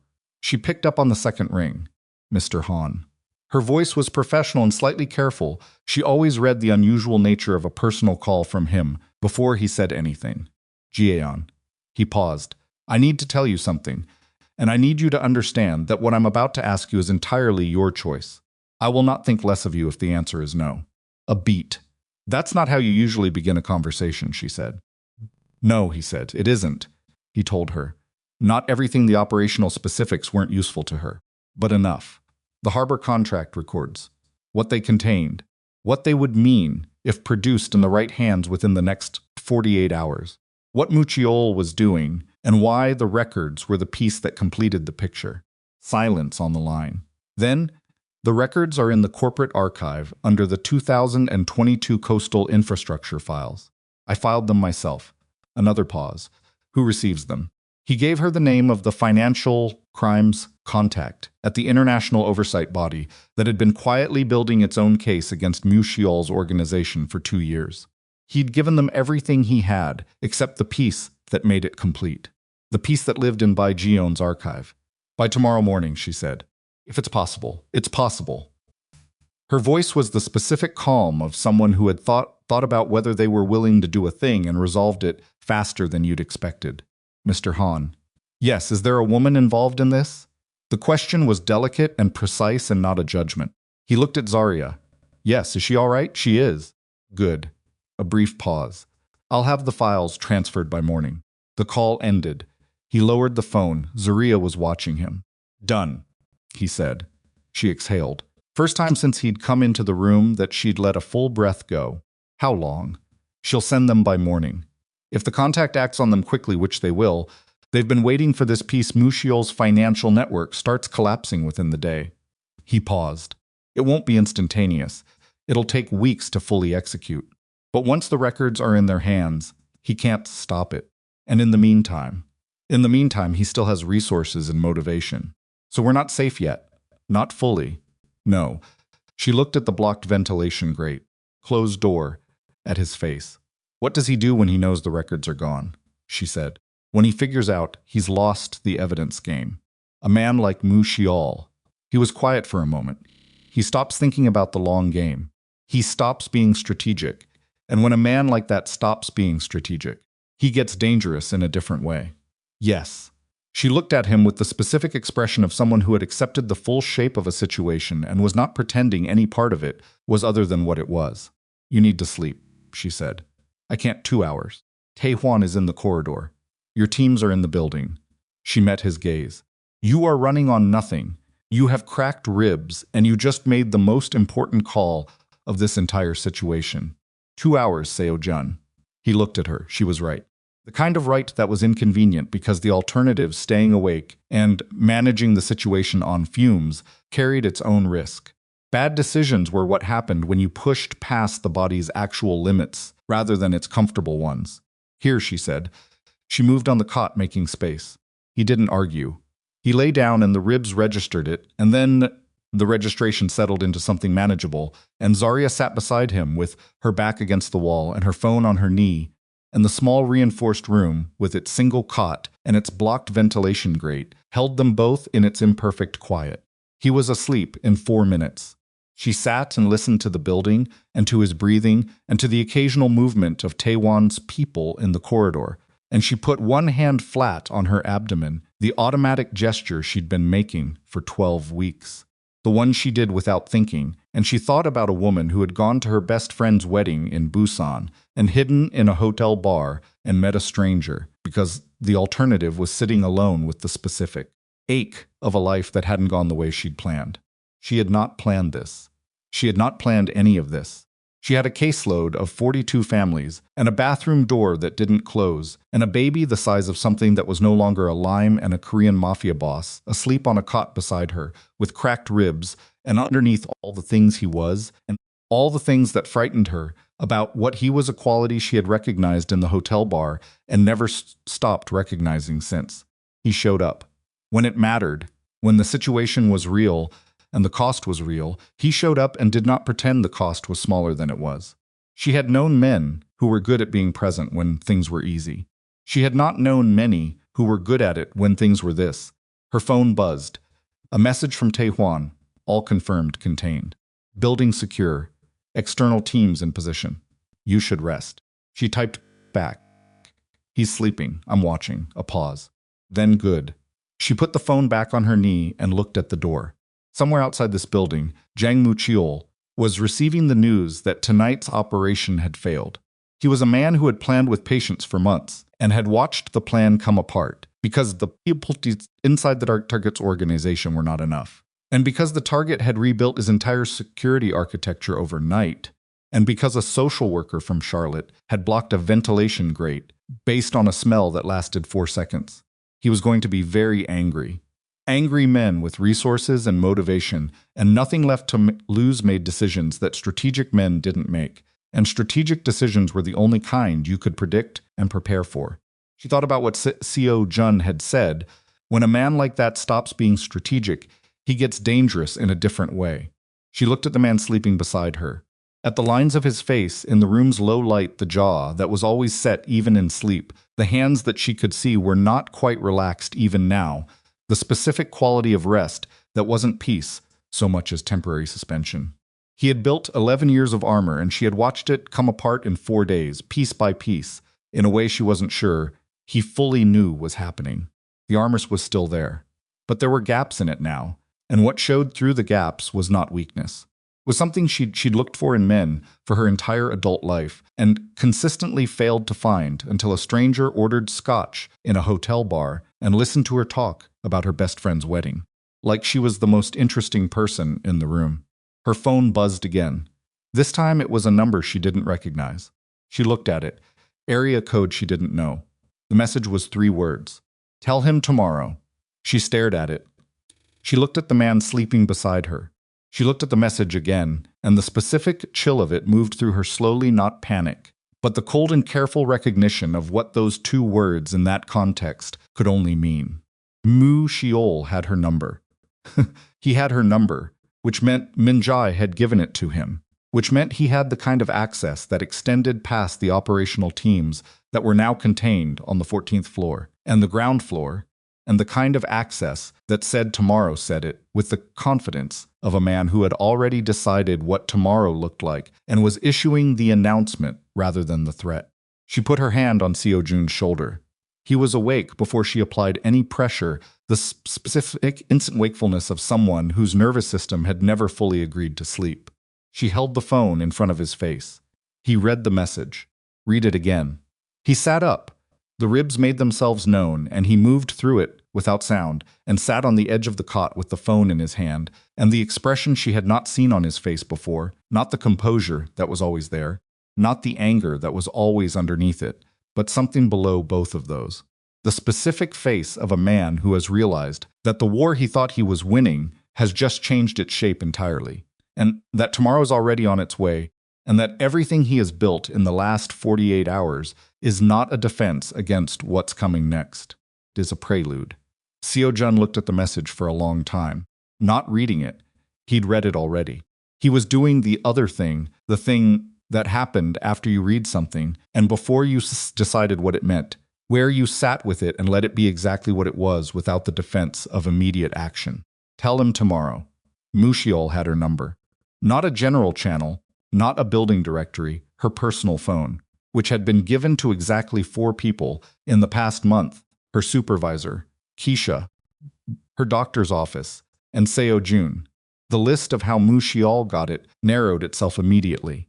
Her supervisor's office system was accessible to anyone with the right technical approach.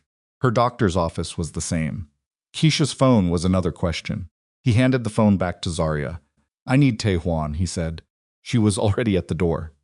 Tae-hwan came in and read the message, and his expression did the specific thing it did when he was running rapid calculations that he didn't want visible. He almost succeeded. The number origin, Seo-jun said. I'll trace it. But if he's smart enough to have her personal number, he's smart enough to route it through something untraceable. I know. Trace it anyway.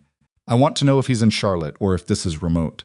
If he's in Charlotte, if he's in tomorrow is a specific plan with a specific location. If he's remote, tomorrow is a threat designed to keep us reactive. He stood up from the cot. The ribs argued, and he moved through the argument with the practice of someone who'd been doing it for hours. ARP's operational status. Ground floor teams are still processing the contained men. I have 2 additional people I can pull to this floor. Tae-hwan paused. The building's management is going to be asking questions by morning.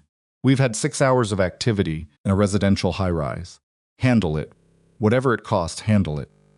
He looked at Zaria. The message changes the immediate security calculation. He's telling us he knows where we are, which means staying here becomes the wrong choice, she said. Not a question. Yes. She picked up her bag from the floor of the reinforced room. She'd repacked it at some point during the night. Everything was back inside.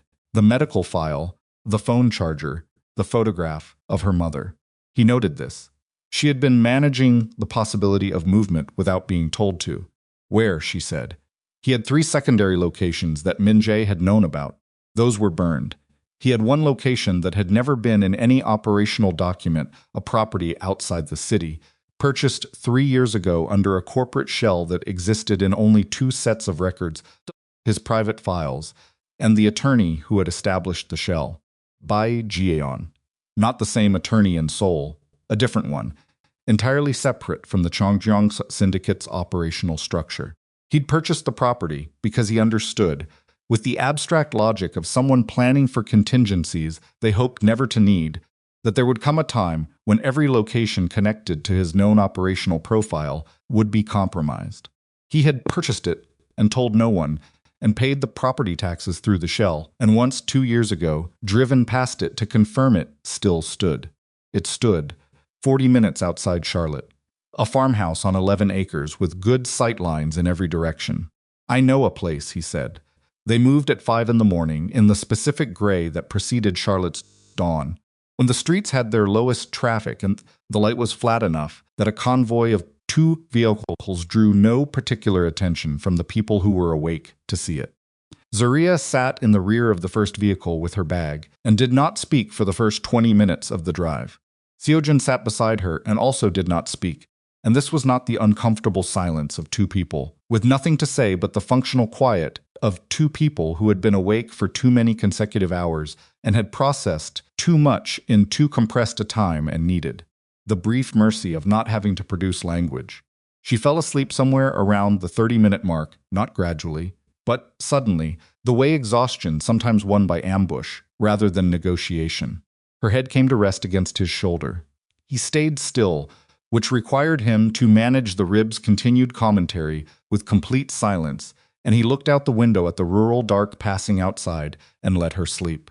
Tae-hwan drove. The farmhouse appeared at the end of a gravel road at 5:47 in the morning.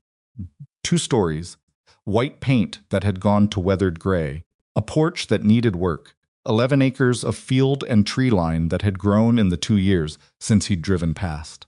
It was nothing like anything he owned or had lived in. It looked like the kind of house that had absorbed several generations of ordinary human difficulty and was still standing because it had been built to last, rather than to impress.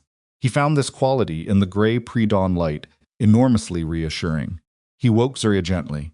She came up from sleep with a sharp intake, and then oriented herself quickly his shoulder, the stopped car, the farmhouse outside the window. "We're here," he said. She looked at the farmhouse. "You own this. I bought it 3 years ago. No one knows." "No one. No one," she looked at him. "Did you know you'd need it?" "I knew something like it." He paused. "I've spent 11 years planning for situations I hoped wouldn't happen." She looked at the house again. "It needs paint, yes. But it's solid." "Yes, it's solid." They went inside. Tae-hwan had a key. Seo-jun had given it to him in the car, retrieved from a place in his wallet where it had lived for 3 years behind a layer of other cards. The interior was dusty and cold, and furnished with the minimal utility of a space that had never been occupied: a table, chairs, a couch that someone had left behind in the purchase, beds in both upstairs rooms. Tae-hwan moved through it with the same room-clearing habit he applied to everywhere, and found nothing that required immediate action, which was the most they could ask for. Zaria went to the kitchen and ran the tap until the water was cold, and drank a full glass standing over the sink. Seo-jun stood in the doorway and watched her do it. She looked, in the kitchen's early light, like someone who had been through something significant and was on the other side of it, still upright, which was not the same as fine, but was its own specific kind of strength. "The message," she said, without turning from the sink. "Do you think tomorrow means?" "I think it means he has a plan that is no longer contingent on what we do. He's moved from reactive to directive." He paused. "It means the containment tonight didn't discourage him. It accelerated him." She turned around. "Why would failing accelerate him?" "Because he knows the records are in play. He knows we have the evidence piece he was counting on us not having." He met her gaze. "A man like Mu Shiol doesn't concede. When the strategic approach fails, he doesn't accept the loss. He converts to something more direct than sending 7 men into a residential building." Yes, she absorbed this. What does more direct look like? He was quiet for a moment. "It looks like removing me from the equation entirely. Not leverage, not negotiation." He paused. Mu Shiol, without strategic options, is a man who decides the simplest solution is the one he should have pursued at the beginning. Zaria set the glass down on the counter. She looked at him with the particular expression she wore when she was deciding whether to say the thing she was thinking or the safer adjacent thing. She said the actual thing. He wants to kill you. Yes. And with you gone, the organization becomes vulnerable. The legitimate holdings become contestable. The evidence we've been building loses its institutional carrier. He held her gaze. Without me to present the case and back it, with the organization's cooperation, the financial crimes contact loses their primary witness structure. She was quiet. Which is why, he said, I'm not going to let that happen.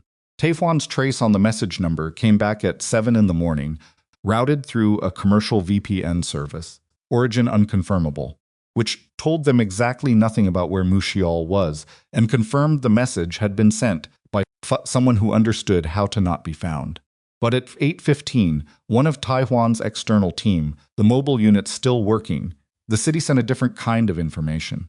A vehicle registered to a shell company with paper trails Taehwan's people had been tracking since the previous night had been confirmed stationary at a commercial property 12 miles outside Charlotte. Property was a warehouse facility under a logistics company name. Seo-jun looked at the address on Taehwan's phone. Then he looked at the property documents Taehwan pulled alongside it. The logistics company was a Mushiol front. He recognized the corporate structure. He'd seen variations of it in the financial records his people had been accumulating for 8 months. Mushiol was not remote. Mushiol was 12 miles away. He came here himself, Taehwan said. The flatness of it carried its own weight. A man of Mushiol's position did not conduct field operations personally unless the operation was the kind he didn't trust to subordinates. Seo-jun handed the phone back. I need to know how many people he has at that property, he said. I can have eyes on it within the hour. Do it. He paused. And I need the financial crimes contact on the line. I need to know where they are with the records Gaeon sent. The call with the financial crimes contact happened in the farmhouse's second room. While Zaria sat at the kitchen table with tea she'd made from supplies someone had left in a cabinet, old tea, dried out, serviceable, and her case files had opened, which she had opened and was working through with the focused concentration of someone who understood that their professional life did not pause for personal catastrophe and had decided not to pretend otherwise. He found this, when he came back into the kitchen, to be the most grounding thing he had seen in days. She looked up. Well, the records arrived. They've been reviewing since 4 this morning Seoul time. He sat down across from her. They have enough. They confirmed it to me. Directly, they have enough to proceed. The formal action begins today. Something shifted in her face. Not relief, exactly, something more cautious than relief. The expression of someone who had learned not to celebrate until the thing was fully finished. What does that mean for Mushiol? She said. It means his financial network starts collapsing today. Counts frozen, asset seizures beginning within the week, his legitimate business partners receiving notice that their arrangements are under investigation. He paused. It means that everything he built to sustain his operation begins to dissolve. It takes time, weeks, possibly months, for the full execution. But it's irreversible. And between now and irreversible, he's still 12 miles away with whatever resources he came here with. He held her gaze. And he knows this is his last window. She held his gaze. You're going to him. Yes. Not to fight him. No. Not to fight him. He was quiet for a moment. To give him a choice. One he may not take, but one I have to offer. She looked at him for a long moment. Why? Because the alternative is a war that keeps going. You eliminate a man like Mushiol through force, and 3 others position themselves to fill the space within 6 months. You eliminate his organization through financial dismantling and offer him personally the option of a managed exit, a version of the same deal I took for myself 8 years ago, when the man above me gave me the choice between a clean separation and a continuation. I couldn't sustain, and there's a chance, not a certainty, but a chance that it ends without more blood. And if he doesn't take the choice, then the financial dismantling proceeds without his cooperation, and he spends what resources he has left, making himself difficult until there's nothing left to make difficult with. She was quiet. You took a deal, she said, 8 years ago. Someone offered you a clean exit, and you didn't take it. He looked at her. I took part of it. I separated from the network above me and kept the organization independent. He paused. I told myself it was the practical choice, that the organization needed me, and there was no one else to hold it. He looked at the table. That was true. It was also convenient. Meaning. Meaning I could have walked further than I did. 8 years ago. I chose not to. He looked back up. I'm choosing differently now. Whatever happens today, whatever Muchiol decides, I'm choosing differently. She looked at him for a long time. Go, she said. Come back. He stood up. Taewon stays here with you. Assumed. There's a lockbox in the upstairs bedroom closet. Top shelf. The combination is the date of the accident. He stopped. She looked at him. The accident that killed your father. Yes. Month, day, year, 6 digits. He held her gaze. If I'm not back by nightfall, and Taehwan hasn't been in contact for more than 4 hours, open it. The documents inside explain everything: who to contact, how to access the funds I've established in a separate account, how to reach the attorney in Seoul who knows about this property. He paused. You and the baby will not be without resources, regardless of what happens today. Her jaw tightened once. Then she released it. You planned this. I plan contingencies. It doesn't mean I intend for them to be used. She stood up and walked to where he was standing, and she looked at his face with the specific attention of someone memorizing something. I told you once, she said. Don't get killed. I'm telling you again. I heard you the first time. She kissed him. Not gently, with the specific force of someone who understood that tenderness and urgency were not opposites. He put one hand against her face, and she let him. When she stepped back, her eyes were clear. Go, she said. The warehouse facility was a converted agricultural structure, wide, low, corrugated metal exterior that had been upgraded with a loading dock and a security gate that was, when Seo-jun's vehicle arrived at the access road, at 10:40 in the morning, standing open. The open gate was not an oversight. He went in alone. This was the argument he'd had with Taewon for 20 minutes over the phone, and won on the basis that arriving with a team communicated one intention, and arriving alone communicated another, and the intention he needed Muchiol to read was the one that gave the conversation a chance of being a conversation rather than a continuation of the previous night. He drove to the loading dock and got out. The interior of the warehouse was large and sparsely occupied equipment along one wall, a cleared central space that felt deliberate, 2 men visible near the far door, who registered Seo-jun's arrival and did not move. There were more he couldn't see. He understood this and walked forward anyway. Jang Muchiol was standing in the cleared center of the warehouse floor. He was 53 years old and looked it, in the specific way of a man who had lived hard decades without softening into them. His face had the permanent set of someone accustomed to being the most dangerous person in any given room. He was not large. He had never needed to be. They looked at each other across 20 feet of concrete floor. You came alone, Muchiol said. His English was workable. They'd spoken it together before, at neutral meetings, in the years when they were careful peers rather than whatever they were now. Yes, that's either very confident or very stupid. I know which one I think it is. Muchiol looked at him with the specific attention of someone reading for tells. Seo-jun let him read. The records went through, Muchiol said. Wasn't a question. Yes. By Giona pause. I should have identified her as a risk. I didn't. He said this, without particular emotion, the professional acknowledgement of an error, the way you accepted a loss in a game you'd been playing for decades. You knew the harbor contracts were the gap, Seo-jun said. Yes. I thought you'd close that access when Min-jae told me the archive was restricted. He paused. Min-jae didn't know about Jeon. No one knew about Jeon. Muchiol was quiet for a moment. What happens to Min-jae? He's in Charlotte.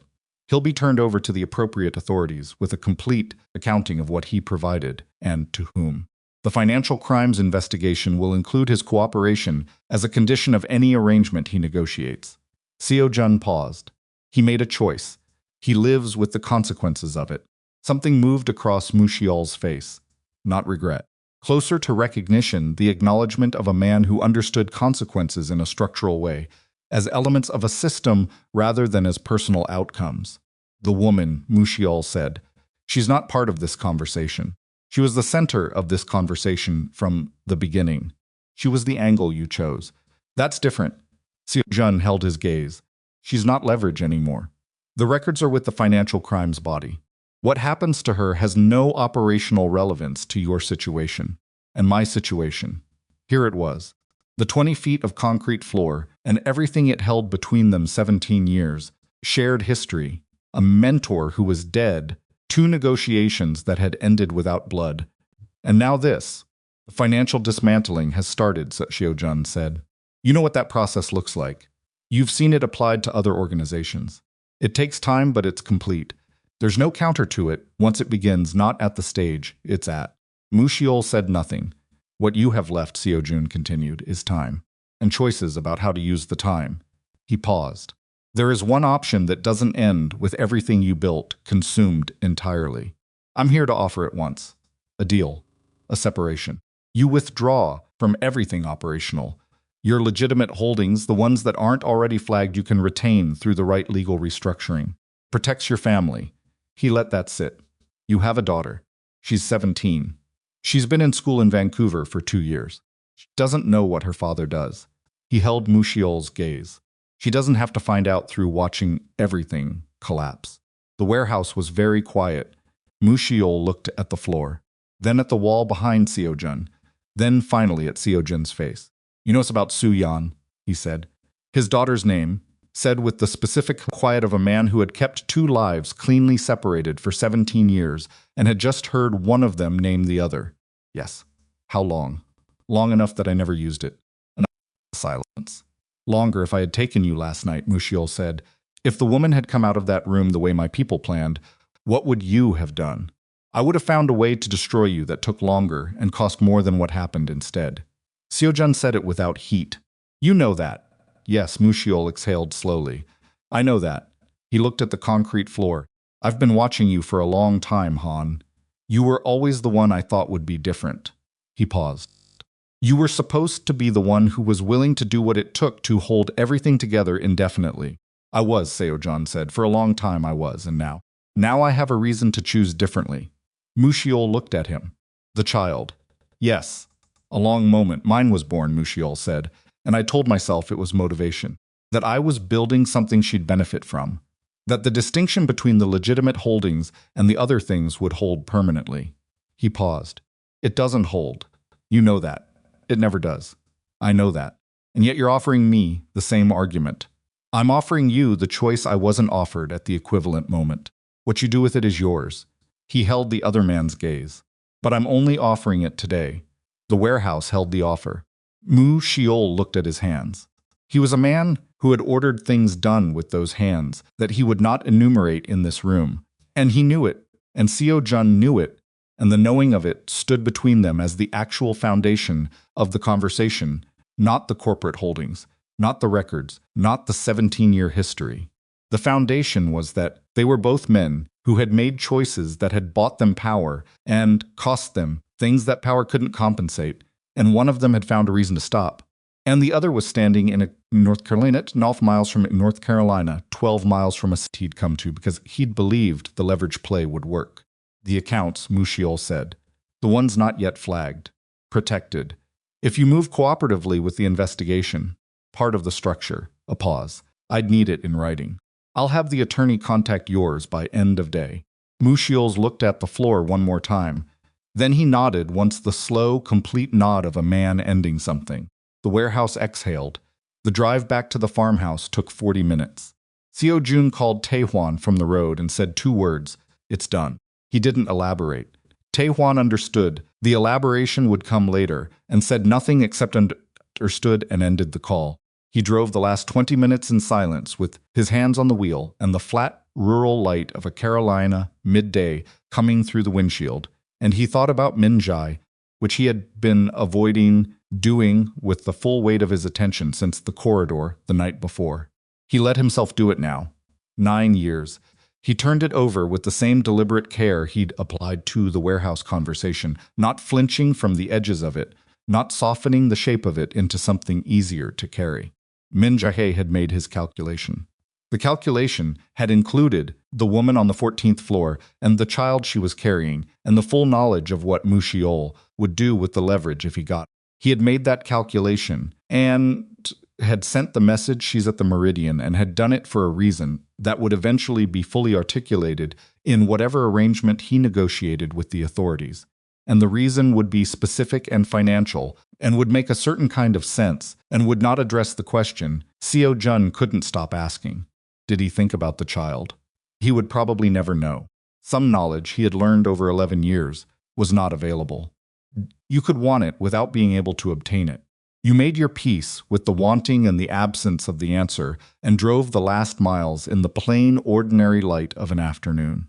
The farmhouse was exactly as he'd left it.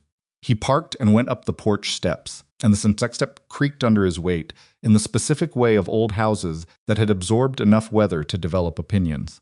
He noted that this creak would need addressing if the house was going to be used.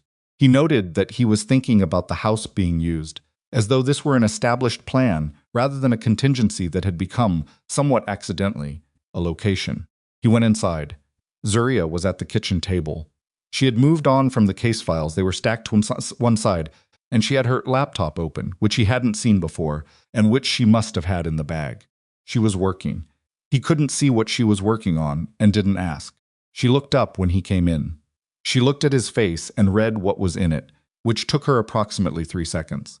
Alive, she said. Yes, done, yes. He sat down across from her. His ribs were the worst they'd been all day, which was the toll of the drive on a body that had been trying to rest for 12 hours and had not been permitted to. Mu Xiao agreed to the separation. His attorney will be contacted today. The financial investigation proceeds. He'll cooperate rather than contest. He paused. Min Zhai will be turned over to the authorities in Charlotte this afternoon. Tae Huan is handling it. She looked at him. How do you feel? Tired. That's not what I asked. He looked at the kitchen table, at the wood grain of it, which was real wood, old growth, the kind they didn't use in construction anymore. He ran his thumb across a groove in the surface that had been worn by years of use by people he would never know. I feel like I've been carrying something for a very long time, he said, and I'm not carrying it anymore, and my body hasn't registered the difference yet. She looked at him. It will, she said. He looked up.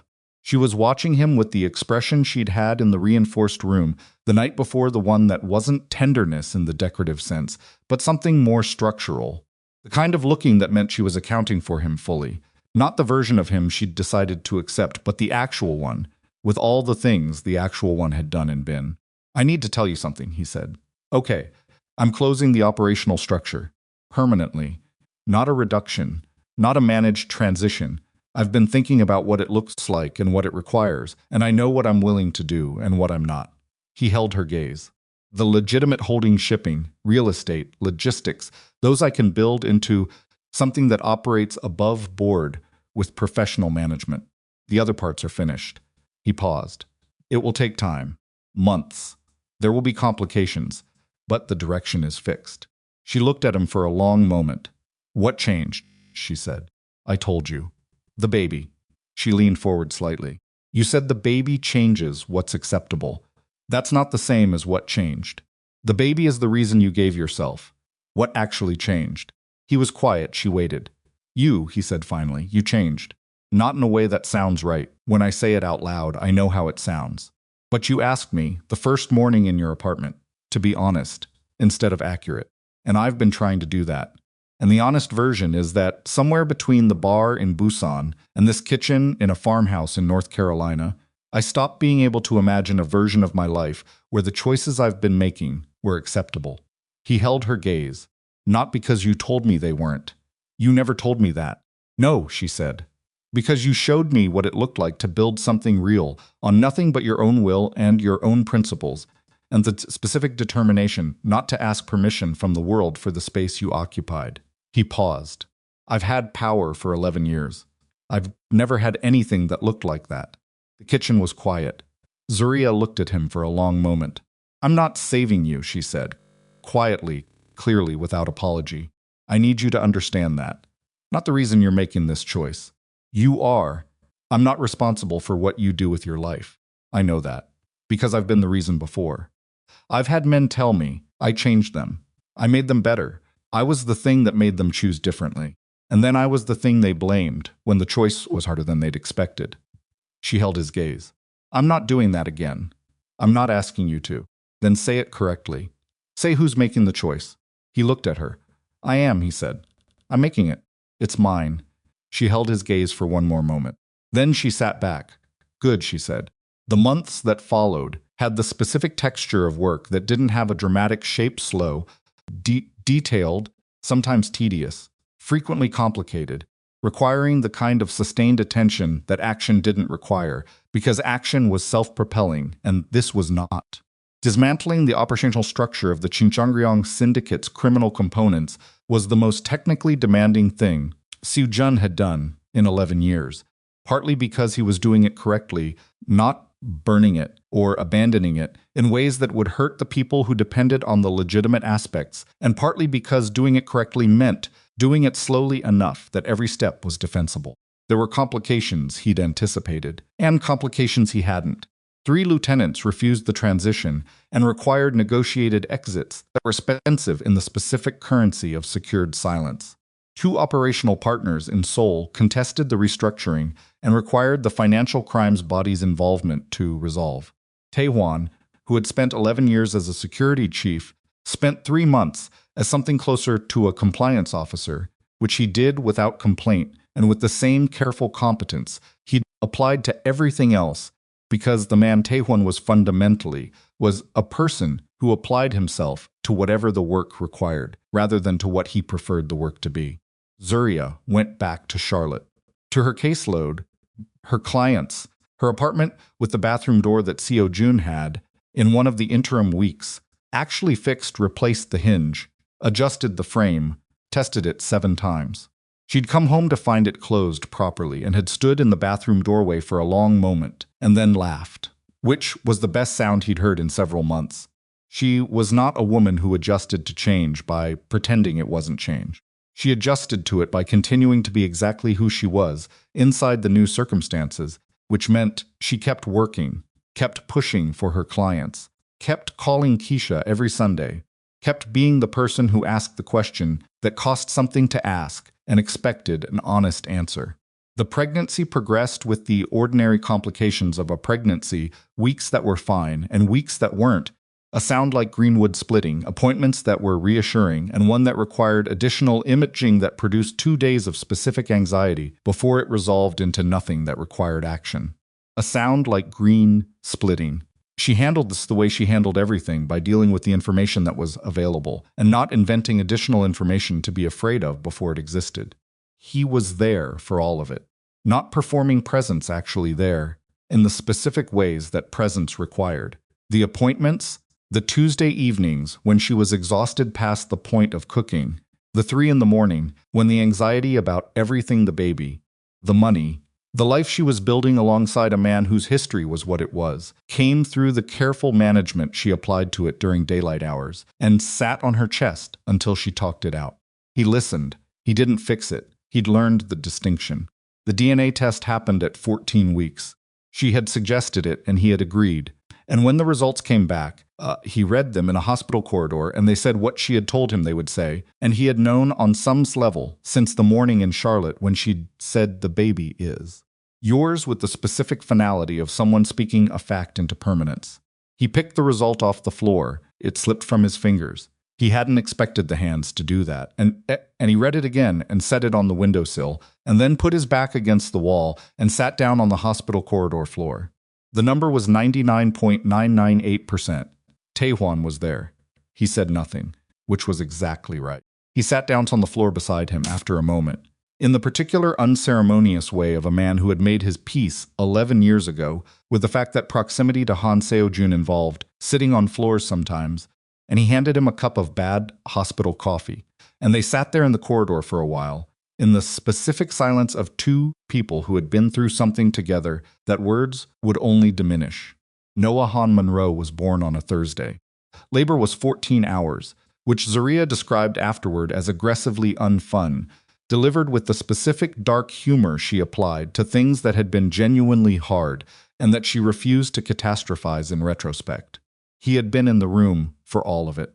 A sound like green wood splitting. He had held her hand through the parts that required it and stayed out of the way during the parts that required that, and said very little throughout, because there was nothing to say that was more useful than being there.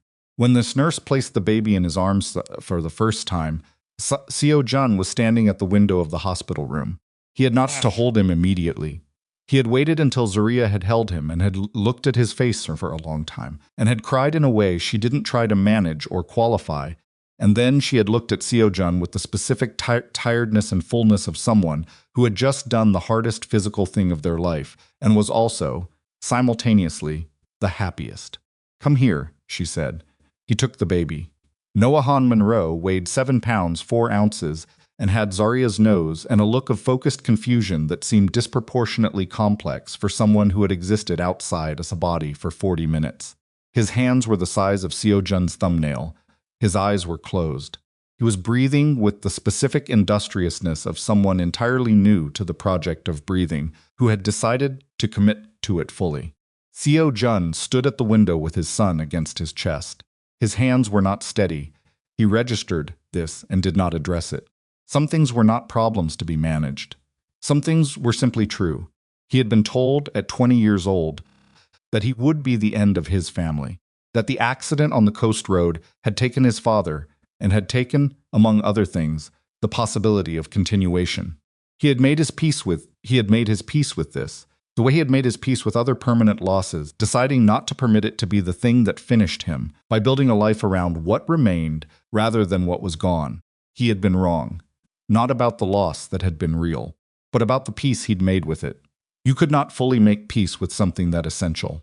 You could learn to live forward, which was a different thing, and you could become very practiced at calling that living forward by the name of peace, and you could do it for 12 years.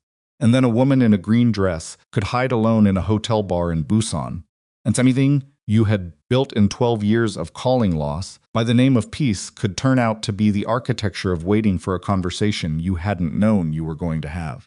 Noah shifted against his chest, made a sound that was not quite a sound, a small preliminary version of what sounds would eventually be. Seo-jun looked down at him, and the baby's eyes opened briefly, unfocused and dark, and closed again. Behind him, Zaria said, "What are you thinking?" He didn't turn from the window. "I'm thinking that I've been afraid of something for 12 years, he said. "And I'm not anymore. Just like that. Not just like that." He looked at his son's face. "Took everything that happened to get here. But yes. Right now. Not afraid." She was quiet for a moment. "Come, sit down," she said. "Before you drop him." "I'm not going to drop him. You're standing at a window, on no sleep with cracked ribs that you never properly treated. Come, sit down, Seo-jun." He turned from the window and looked at her, at Zaria Monroe of Charlotte, North Carolina, who had hidden in a hotel bar because love had seemed to belong to everyone except her, and who had spent 12 weeks alone with an impossible situation, and who had opened a reinforced door in a high-rise at 5 in the morning and picked up her bag with 4 minutes' notice, and never once asked the world's permission to occupy the space she needed to occupy. He sat beside her on the bed. She looked at the baby in his arms. He looked at her, looking at the baby. "Noah," she said. It was the first time she'd said it out loud in that room, in that context. It settled into the air with the weight of things that were now permanently true. "Noah," he agreed. 3 years later, the farmhouse outside Charlotte had been painted. The second step on the porch had been replaced. The 11 acres had grown in the specific way of land that was being cared for, rather than simply maintained, and the difference between those two things was visible in the way the tree line held the light at the end of the afternoon. Zaria sat on the porch with her laptop and a cup of tea and the specific focused quiet of someone working on something that mattered to them. The foundation she'd been building for 2 years, supporting women and children rebuilding their lives after violence and displacement, had its first full program cohort running in Charlotte, and the work of it was the kind of work that didn't end at the edge of a day, but that she didn't want to end at the edge of a day, which was how she knew it was right. In the backyard, Noah ran at a speed that seemed medically inadvisable for someone of his altitude. He ran the way children, that age, ran, with the complete commitment of a person for whom the possibility of stopping had not yet become real, toward a ball that had rolled to the edge of the yard, toward the tree line, toward the afternoon light that was laying long and warm across the grass. Seo-jun chased him. Not at speed. Noah was 3 and fast and determined, and Seo-jun was 34 with previously cracked ribs that had healed correctly. Eventually, after he'd had the imaging Zaria had told him to have. He chased him at the pace of a man who understood that the chase was the point, that being overtaken was part of the game, that a child's sense of being faster than his father was one of the small dignities available to a person who was 3 and had very little control over anything else. Noah reached the ball and seized it with the complete proprietary certainty of a child who believed all objects in proximity were inherently his. He turned and held it up and looked at his father with an expression that was, objectively, the same expression Han Seo-jun had worn when he'd told Mushiol the deal was available once. Zaria looked up from the laptop. She watched Seo-jun crouch down to Noah's level and say something she couldn't hear from the porch, and she watched Noah respond with the complete seriousness of someone negotiating terms they had not pre-approved, and she watched Seo-jun's face do the thing it did with the boy, the opening, the unguarded quality of it, the version of his face that existed now, that hadn't existed in the hotel bar in Busan because it hadn't had occasion to exist yet. She remembered sitting alone in that bar in a green dress she'd bought to be optimistic in, watching the harbor, and feeling the specific weight of a life that seemed to be going nowhere. She remembered thinking, with the exhausted honesty of someone past the effort of comforting herself, that love was something other people had access to by some quality, or luck, she hadn't been issued. She had been wrong about that. Not in the way stories sometimes told you you were wrong with the arrival of something perfect that resolved everything and asked nothing. She had been wrong in the messier, more durable way, the way that required you to go through the actual thing rather than around it, the hospital corridor DNA result, the reinforced room and the blocked ventilation grate, the farmhouse in the pre-dawn gray, the conversation where she'd told him she was not saving him, and he'd looked at her and said, "I am," and meant it. She had been wrong, and the correction of it had cost something real. And on the other side of the cost, was this the porch, the tea, the work that mattered, the man in the backyard with cracked ribs that had healed, making his 3-year-old son feel like the fastest person in the world? Noah ran back toward the house at full speed. Seo-jun stood up from the crouch and watched him go, and then looked at the porch and looked at her. She lifted her cup.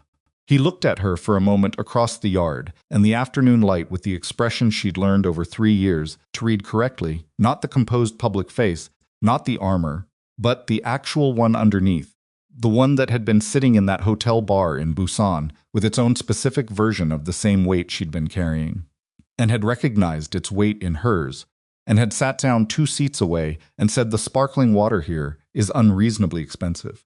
He walked across the yard toward the porch. Behind him, the afternoon held the field and the tree line and the light moving slowly, the way light moved in places where there was enough space to let it.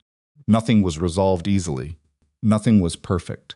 The foundation's funding was insufficient, and the legal restructuring of the remaining corporate holdings was still 6 months from completion, and the bathroom door in the Charlotte apartment that Zaria kept for work. Days had needed fixing again, because nothing stayed fixed permanently. And that was simply the nature of things you lived in. But the man coming across the yard toward her had chosen differently, and kept choosing, which was the actual definition of a choice, rather than the one-time version that was really just a statement of intention. She closed the laptop. He came up the porch steps, the replaced second step, that no longer creaked, and sat down beside her. And she handed him the tea, because her cup was still warm, and she'd made enough for 2 without deciding to. He took it. They sat.